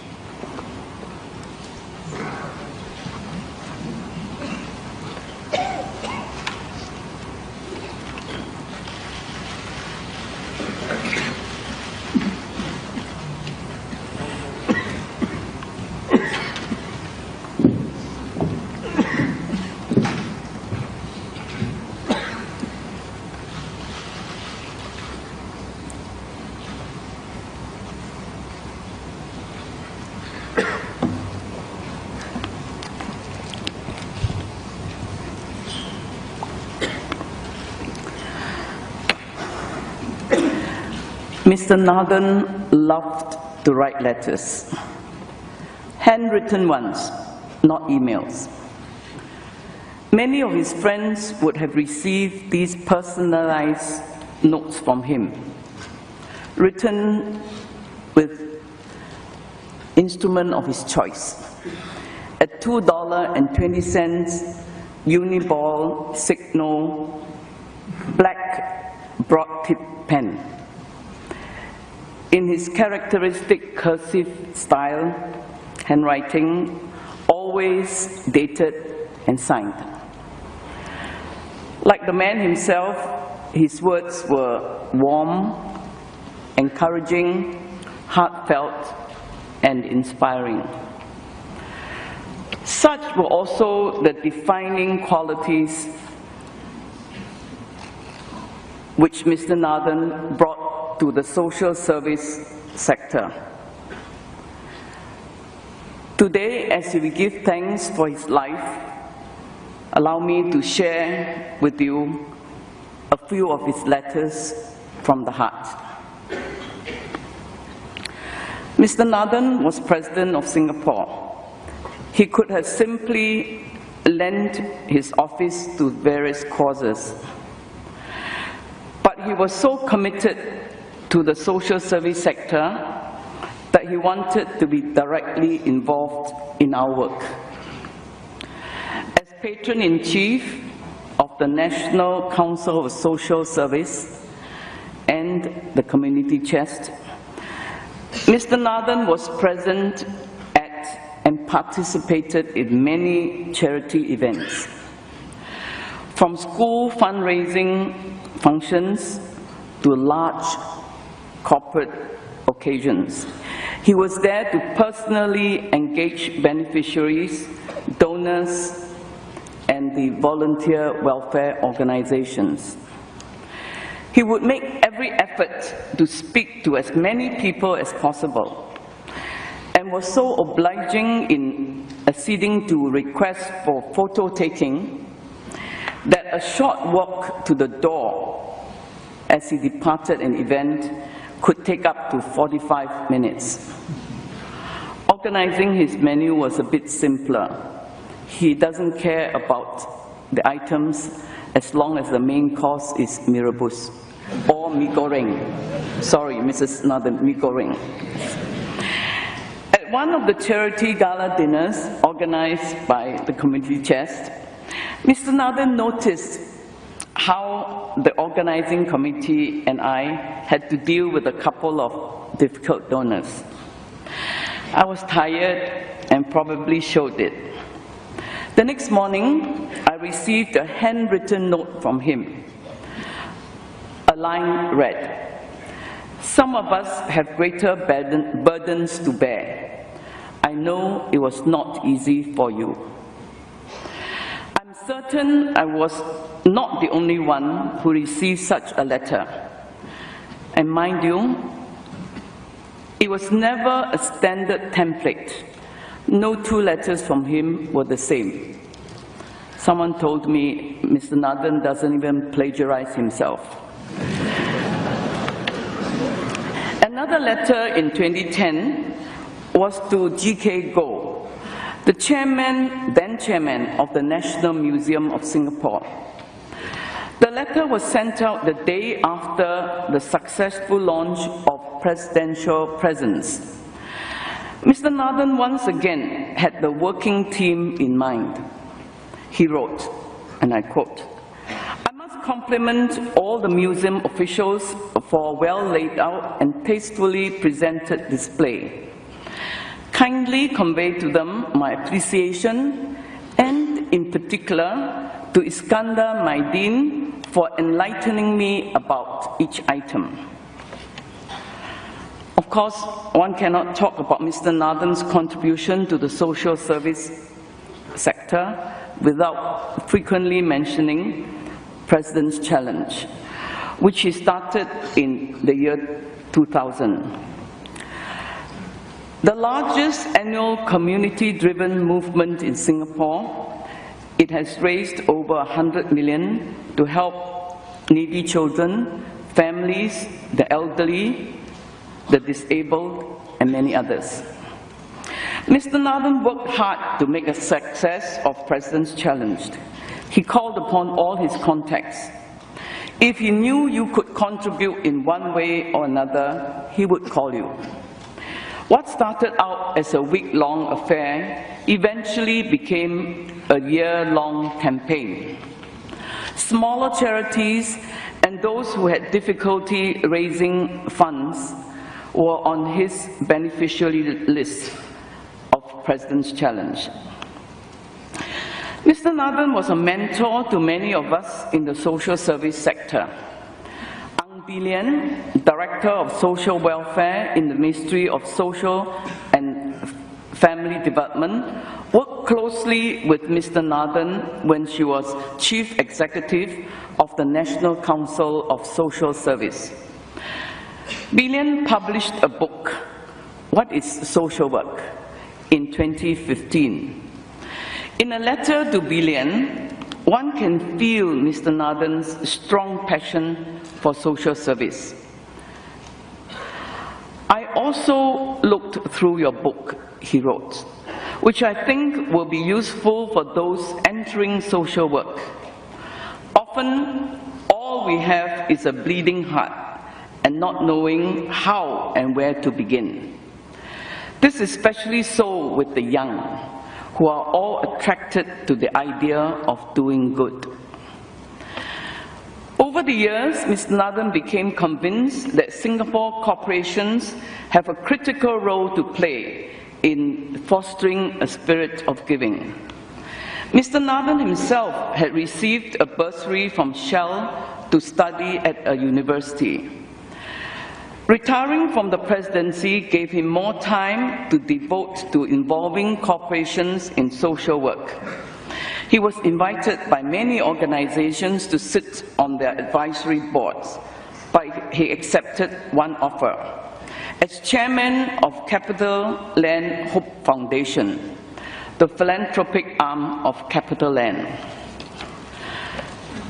Just a month ago, on July 26, Mr. Nathan wrote a letter to Tan Biling, General Manager of Hope Foundation. The letter accompanied a framed photograph of 3 women in traditional dress, carrying goods with shoulder poles and crossing a vast span of sand dunes. This stunning picture was taken by Desmond Yong, Mr. Nathan's devoted special assistant. Mr. Nathan wrote in his letter, I have found a picture that depicts what we strive to achieve through Hope Foundation. It is my interpretation of this picture. Mr. Nathan had the text of his interpretation engraved on the picture frame. It very much sums up his mission to promote social service in Singapore. The engraving read, the desert is barren, dunes of sands in the horizon. United we struggle together, for there is hope. Mr. Nathan was my friend and mentor for 47 years. I first met him in 1969 when I was a student at Cornell University. There were 3 Singaporeans at the university then, 1969-1970, Goh Ken Chee, Ho Ming Fong, and me. After attending a conference at New York City, he took a Greyhound bus to Ithaca, where Cornell is located, a journey of some 6 to 7 hours. I cooked curry chicken for Mr. Nathan, made from evaporated milk and curry powder. He stayed over at a local inn and left the next morning to return to New York City to catch flights home. He had just come to see for himself how we were doing and to pass messages to us from our families. We kept in contact over over the years since then, meeting mostly over meals, official banquets, fundraising events, birthday dinners, and most treasured of all, Mirobush lunches at Salon Road. In fact, I had been looking forward to our next lunch on 18th of August, but he was admitted to hospital before then. At a fundraising event a decade ago, I had expressed admiration for a beautiful sari Mrs. Nathan was wearing. I had noted that sari material could be made into nice jackets and dresses.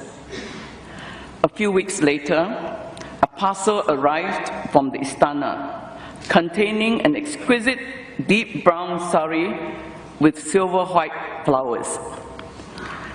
The accompanying handwritten note said that the sari was from Mrs. Nathan.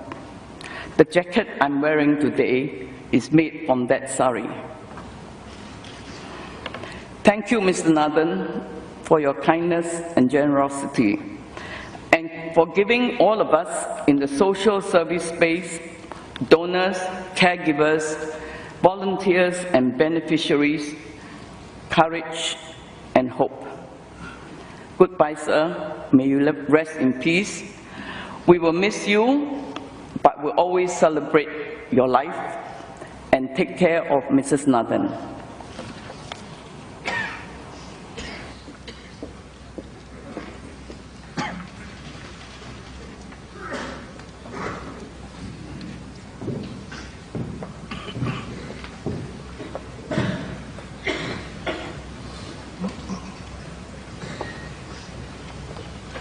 Mr. R.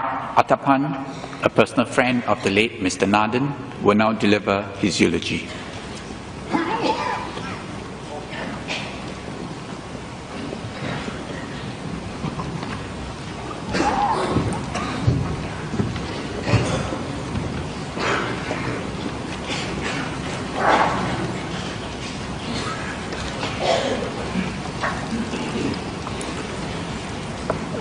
I will speak in Tamil.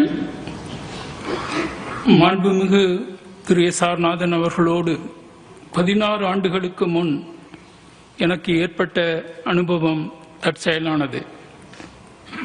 அது அவர் நமது நாட்டின் அதிபராக இருந்த காலகட்டத்தில் தினமும் காலை வேளையில் east cost பார்க்கில் நடைப்பயிற்சி மேற்கொண்டிருந்த போது நிகழ்ந்தது. காலை வேளைகளில் நடைப்பயிற்சி மேற்கொண்ட போது அவர் தாம் சந்திக்கும் மக்களிடம் கனிவன்புடனும் While engaging in his early morning walks, கவனத்துடனும் அவர்களது he paid close attention to the everyday concerns of ordinary Singaporeans. சிங்கப்பூரர்களின் அன்றாட பிரச்சனைகளில் அதிகம் கவனம் He conversed and listened kindly, courteously and attentively to the concerns of people. அவருடைய அறிமுகம் எனக்கு அவரை மேலும் I feel very blessed to have had the opportunity to know him better over time. திரு நாதன் அவர்களை அறிந்தவர்கள் வாழ்நாள் முழுவதும் There is no doubt that those who knew Mr. Nathan will think fondly of him for a lifetime. வாழ்க்கை சிறப்புமிக்க பல முக்கிய நிகழ்வுகள் இடம்பெற்ற ஒன்று. Many incidents from Mr. Nathan's illustrious and eventful life are well known to the whole nation. மற்றோரை விடுவிக்க தன்னையே பணயம் வைத்த offering himself as hostage to free others. Who can forget the larger incident where he risked his own life? மனித நேயத்தையும் குறித்து I would like to share with you எனக்கு ஏற்பட்ட 3 incidents which highlight his humanity and eagerness to help others. சென்ற மாதம் experiences of myself. இந்தியாவிலிருந்து ஒரு தொண்டூழிய குழுவைச் சேர்ந்த 4 பெண்கள் On the night of 12 July 2016, a volunteer group of 4 women from India arrived on their motorbikes at the Singapore immigration checkpoint at the causeway. This was the last leg of their trip on motorcycle around Asia. covering 10 nations and over 10,000 kilometers in 40 days to raise awareness against female infanticide in India.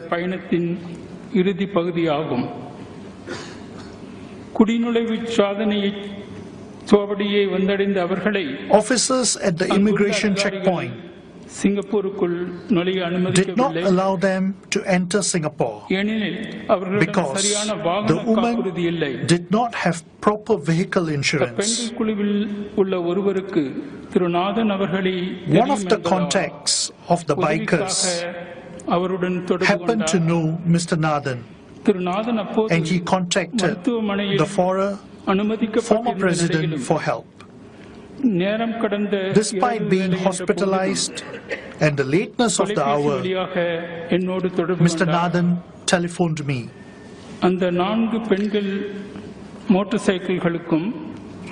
He requested my assistance to help the bikers and their accompanying motor car to secure the required motor vehicle insurance immediately.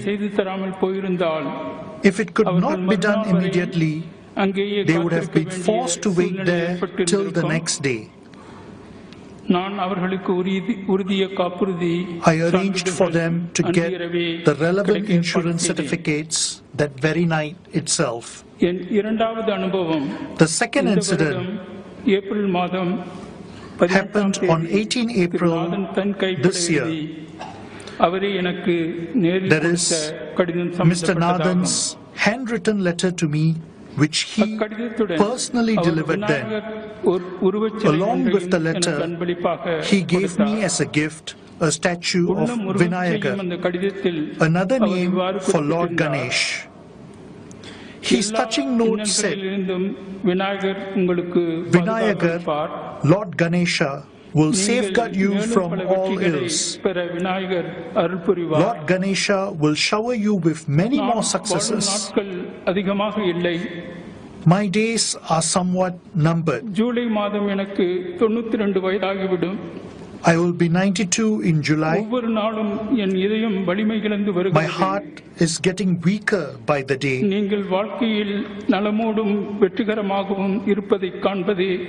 Seeing you well and successful in your life is my only wish. He mentioned such. This reflects the true love he showed those who have had the privilege of knowing him. Likewise, there are many others who have benefited from Mr. Nathan's love. He has deeply touched the hearts of all those who knew him. Finally, I would like to mention an incident which occurred in 2014. I had fallen ill during a business trip to India. On the advice of doctors, I delayed my return to Singapore by 2 weeks. Somehow, Mr. Nathan got wind of this and personally visited me at my residence on the way to his morning walk to inquire after me. He was 90 then. This reminded me of the following couplet from Tirukkural: the loveless to themselves belong alone. The loving men are others to the very whole. His demise saddens us all. I pray to the Almighty for his soul to rest in peace. I offer my heartfelt condolences to his family members at this time.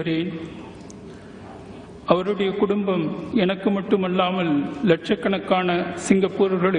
owe my sincere thanks to his family for the love and affection they have bestowed not only upon me, but on millions of Singaporeans.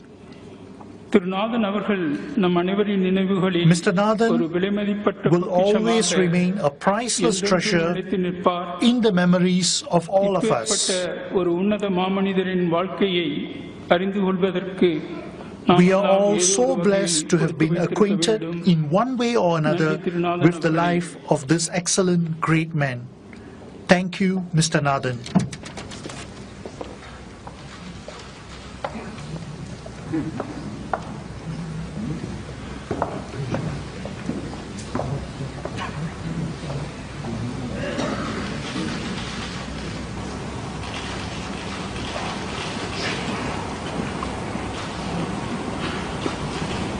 Mr. Chan Chun Sing, Secretary General of the National Trades Union Congress and Minister in the Prime Minister's Office, will now deliver his eulogy.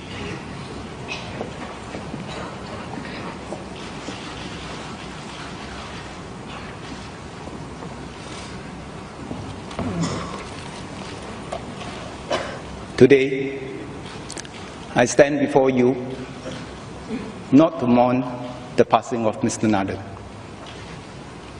but to celebrate his life, to honor his contributions to Singapore, and most importantly, to give thanks. To give thanks to Mr. Naden for planting the seeds in us younger Singaporeans to be better Singaporeans for a stronger Singapore. Let me continue in Mandarin. I first got to know Mr. Naden in the year 1996. Mr. Naden had then just returned from the United States, having served as our ambassador there for 6 years. He had wanted to retire, but was invited by MINDEF to set up a new Institute of Defense and Strategic Studies, or IDSS. Our then Defense Minister, Dr. Tony Tan, assigned me to assist Mr. Naden. I was then just a young, inexperienced army officer. I had little idea then what a think tank was, how to set it up, or how to run it.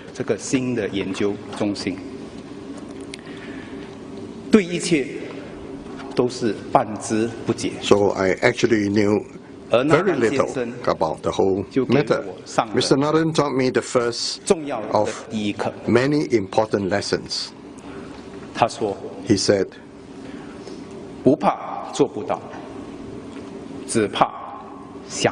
only the lack of imagination can set us back.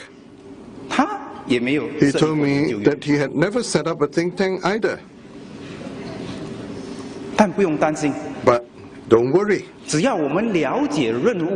long as you understand the mission and purpose, then fear not. And don't worry about how to complete it.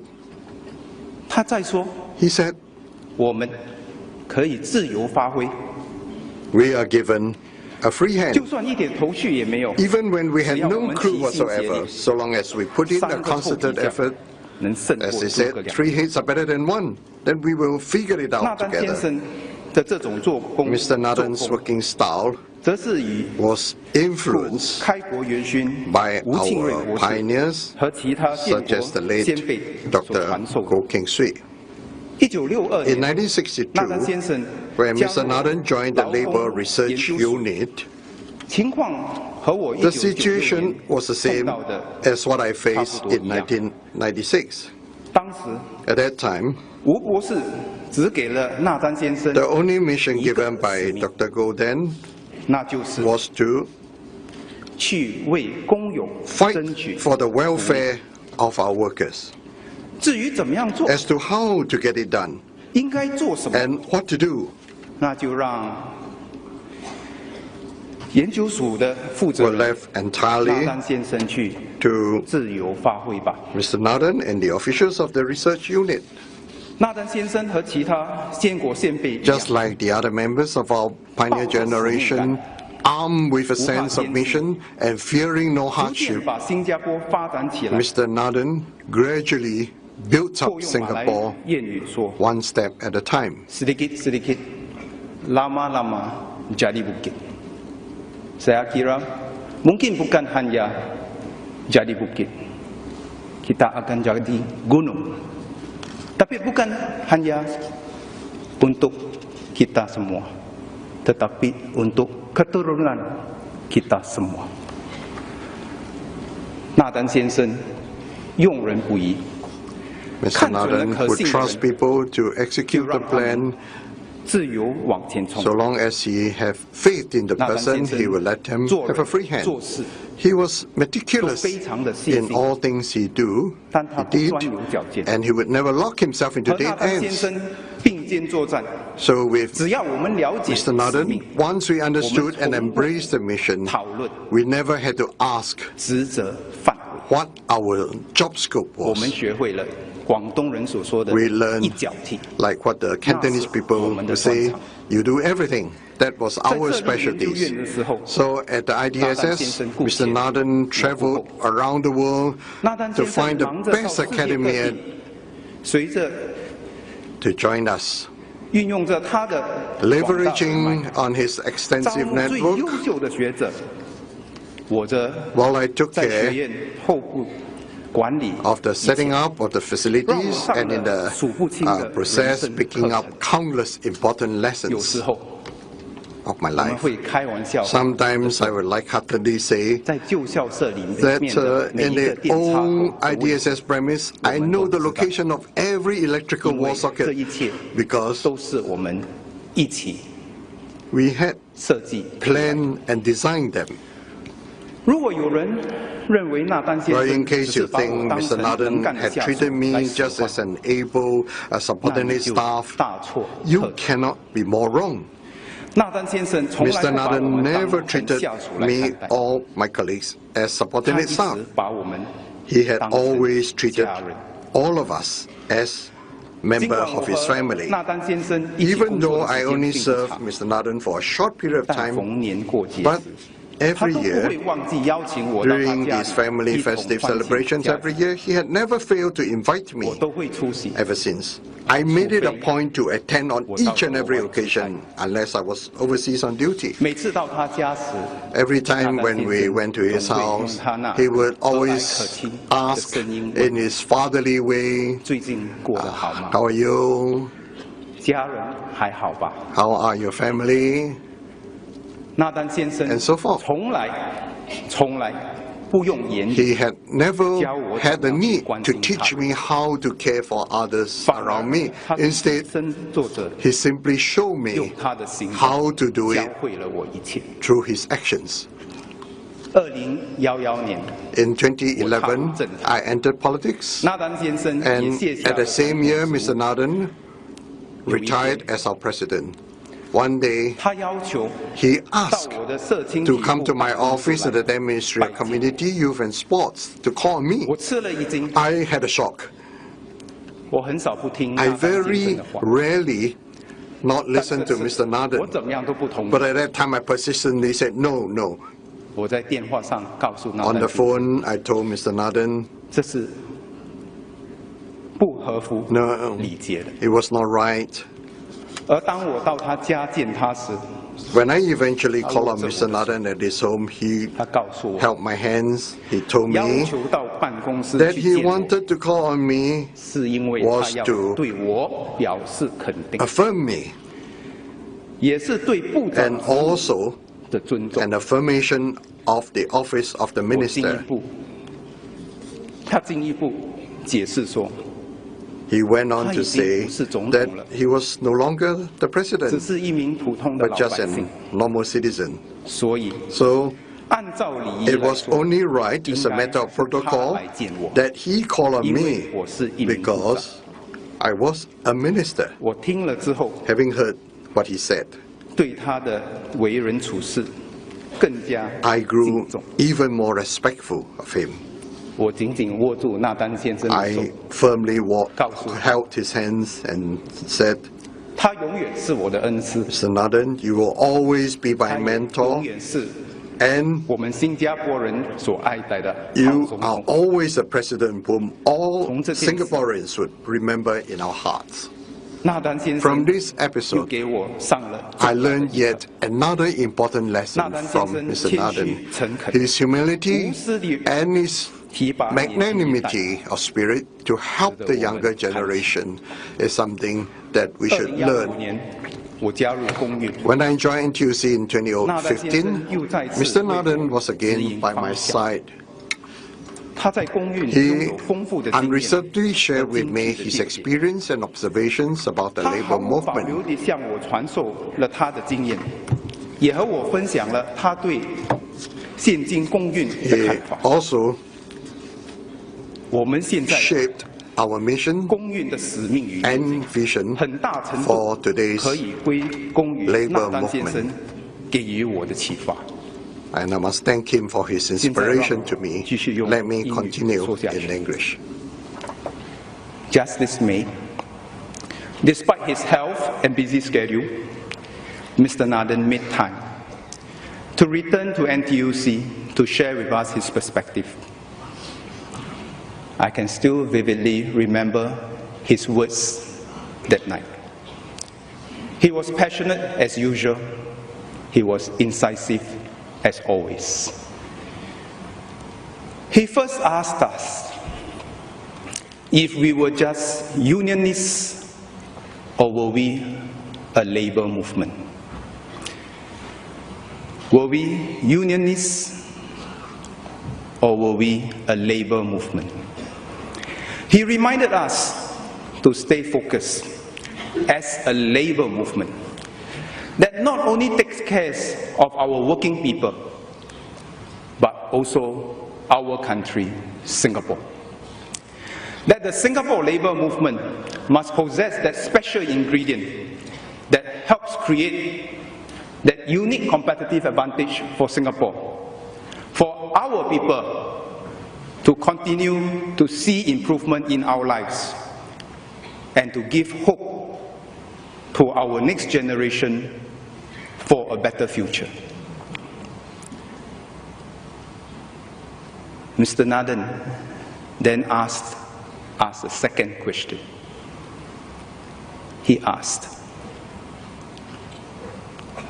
would we be our brother's keeper?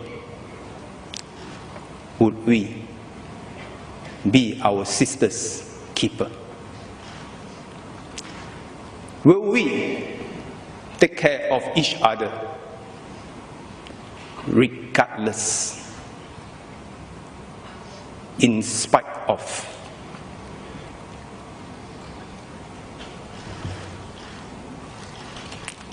Yes, we will, Mr. Nathan.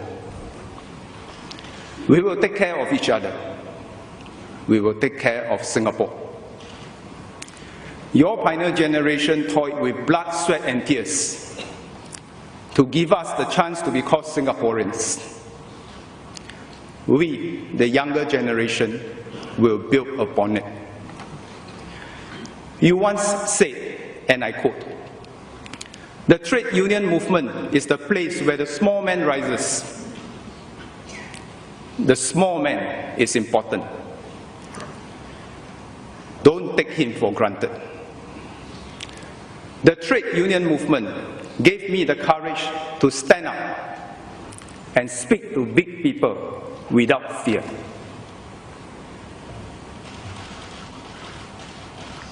Yes, Mr. Nathan, the labor movement will always remember your words. You show us the courage to stand up and speak without fear as a people. You show us the way to inspire people with a vision and unleash their potential to achieve. You show us how to take care of fellow Singaporeans, in particular, the most vulnerable. Most importantly, you show us the way to live the dream of being a true Singaporean.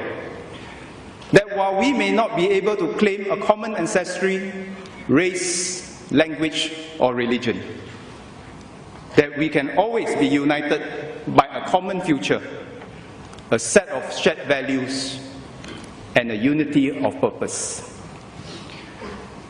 That as you have taught us and showed us, that if each of us live our life to the fullest, doing justice to our blessings as individuals, then there is nothing, absolutely nothing,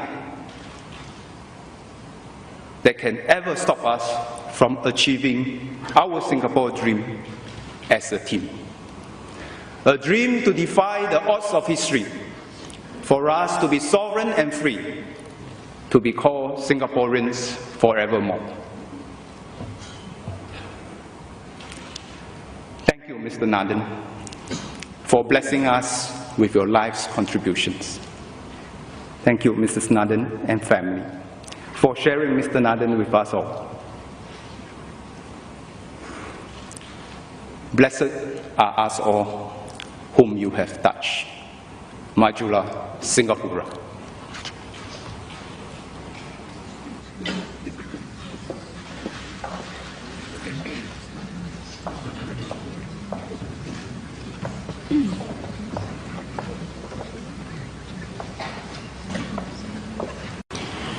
Mr. Gopinath Pillai, a family friend of the late Mr. Nathan, will now deliver his eulogy.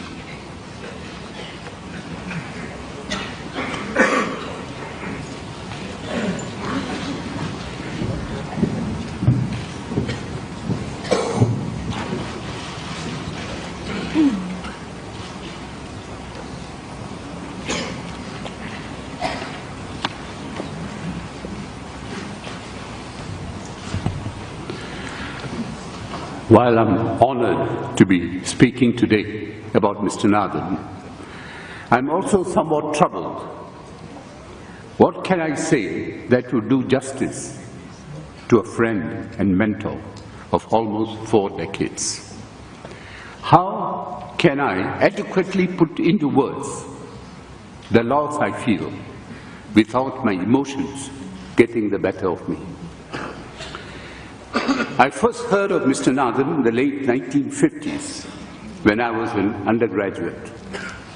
But I got to know him well only in the 1980s when he was appointed chairman of the Hindu Endowment Board. The first thing I noticed about him was that, like Winston Churchill, he did not think doing your best was good enough. Doing what was required was more important. His priorities for the endowment board were clear. He wanted to get the accounts up to date because we were handling money from a large number of devotees. He brought in an excellent finance member who not only cleaned up the accounts but also instituted strict measures to ensure there were no leakages. Mr. Nathan was also mindful of religious sensitivities. Once every 12 years, large amounts are spent to refresh Hindu temples. The belief is that this is necessary to maintain the temple's divine powers. When I suggested discontinuing this practice, Mr. Nathan advised me not to change established traditions. He reminded me that our task was to run an efficient system, not to tinker with people's beliefs. Once I asked him why he had agreed to be chairman of the endowment board. He explained that in the political arena, there were credible Indian ministers who had won the respect of all races. He thought the various Indian institutions should also be credible.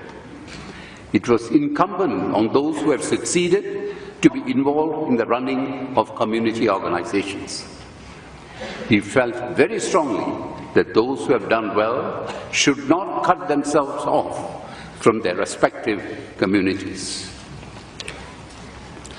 This sense of giving back to society was always paramount in Mr. Nathan's mind. He was one of the founders of SINDA and believed firmly that every child, irrespective of race or religion, should have the opportunity to develop to his full potential. He spearheaded many initiatives at SINDA, which have led to the betterment of many lives. Mr. Nathan looked at everything from a national perspective. When I was appointed chairman of the Institute of South Asian Studies, ISAS at NUS, he spoke to me about ISAS' role. While Singapore and India enjoyed friendly relations, they did not have, in his view, a deep understanding of each other. His advice to me was, you should champion Singapore in India and India in Singapore. That way you can help to increase each country's understanding of the other. ISAS has tried to live up to his expectations. Mr. Nathan was a man of foresight. He had long believed that the diaspora from various South Asian countries had much in common, and there was much potential and value in bringing them together in a neutral venue. He felt Singapore was one such natural hub for the global South Asian diaspora. He was the driving force behind the publication of the Encyclopedia of the Indian Diaspora in 2006, the most comprehensive account of the global Indian diaspora even today. To show our deep gratitude for his immense contribution, the South Asian Diaspora Convention last July conferred on him the Outstanding Member of the South Asian Diaspora Award. Mr. Nathan has received many accolades and honors throughout his distinguished career. But for many of us who knew him before he occupied the highest office of the land, what struck us most about him was his common touch. As Kipling says, walk with kings, nor lose the common touch. When he was president, he showed real interest in the Singaporeans he met and endeared himself to them. He was warm and friendly and would not leave any function he attended without taking photographs with the employees of that establishment. I would venture to say that almost half of the households in Singapore would have one photograph of him with a member of the family. There was also a lighter side to Mr. Nathan. He loved to watch Tamil and Malayalam movies. He appreciated both classical Carnatic music and light film songs. The song that we heard at the beginning of this proceedings, Tanjavur Manneduthu, was a particular favorite of his. It speaks volume of the man that this Tamil song resonated with him precisely because he heard it in a tale of Singapore. How from many we became one. How despite our different traditions, cultures, religions, we could be one people. When news broke that he was critically ill in hospital and the newspapers published it, a lady who had once worked for us as a domestic helper called my wife from Kumbakonam, a remote town in Tamil Nadu, to inquire about Mr. Nathan's condition and to say she was praying for him. He made a deep and lasting impression on her, as he had on all those who came in contact with him. Another person who contacted me was Mr. Tan Guan Hing, a visually handicapped writer, one whose books Mr. Nathan launched in 2001. Mr. Nathan had also written a foreword to Guan Hing's latest book, Pioneering Disabled and the Able. Guan Hing accompanied me and my wife to pay the last respects at the family's residence. My wife and I have traveled several times with Mr. Nathan and his family. On those trips, we saw a side of Mr. Nathan that few outside would have seen. He was above all a family man. The childhood love between him and Mrs. Nathan seemed to have grown with the passage of time.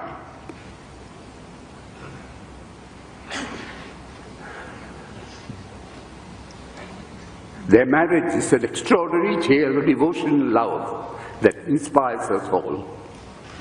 The family they created with their children, Jyotika, Osit, as well as Gaeng and Hui, and grandchildren, Monisha, Kiron, and Keshin, They are a closely knit family.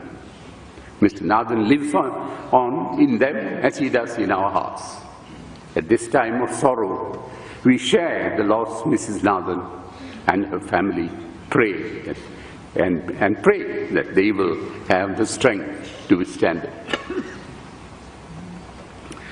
Today we bid farewell to a remarkable man whose life was an unusual journey.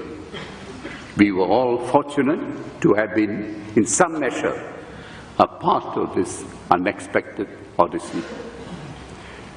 Farewell, Mr. Nathan. May you rest in peace.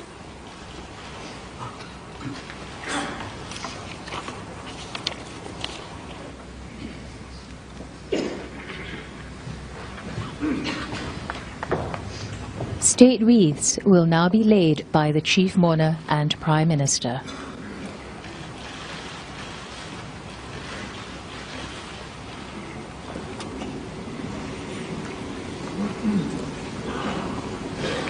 Mr. Osif Ramanathan, son of the late Mr. S.R. Nathan, will now lay a wreath on behalf of the family.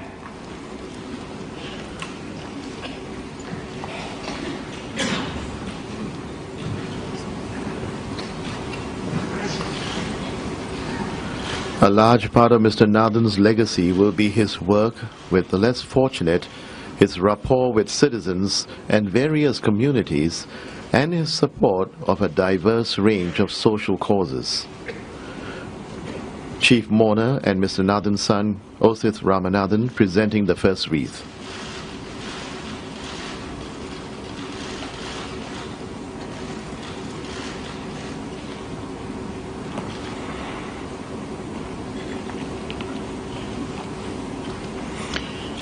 The Prime Minister will now lay a wreath on behalf of the state.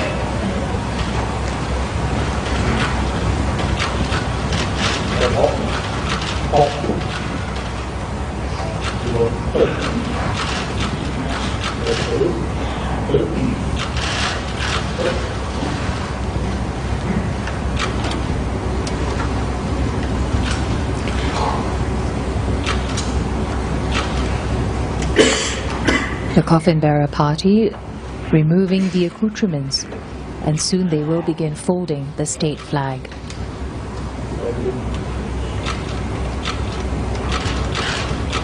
Among the accoutrements includes a special award that was awarded to Mr. Nathan in 2013, the nation's highest award, the Order of Temasek, Darja Utama Temasek, First Class.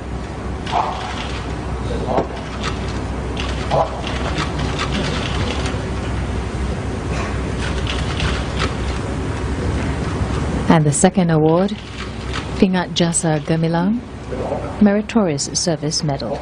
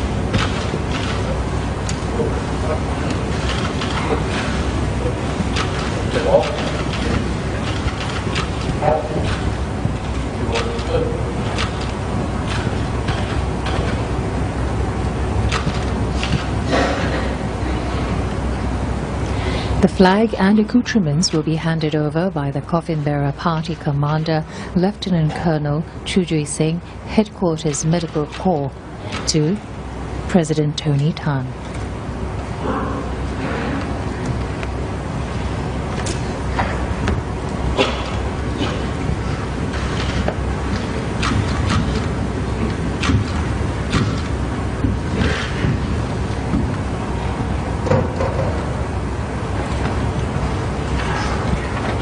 President Tony Tan will now present the state flag and accoutrements to Chief Mourner and Mr. Nathan's son, Mr. Osith Ramanathan.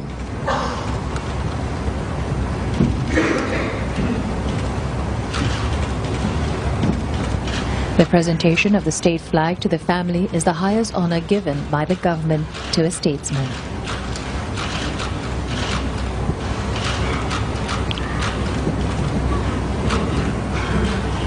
Ladies and gentlemen, please rise for the last post, followed by the observance of a minute of silence to pay our last respects to the late military Mr. S.R. Nathan. Goh Su Sien from the Singapore Armed Forces Military Band will now play the last post, which will signal the final farewell to Mr. S.R. Nathan.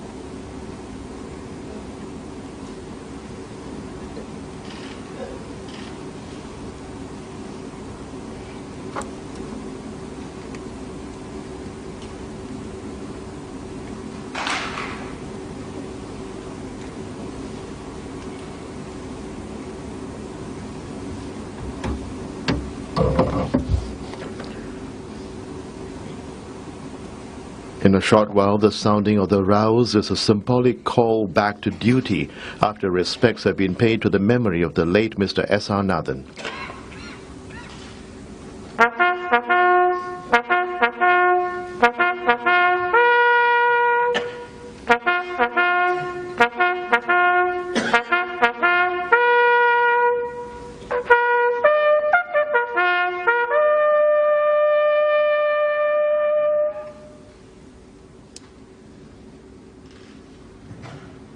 Please be seated. And with this, we end the live coverage of the state funeral service of Mr. S.R. Nathan.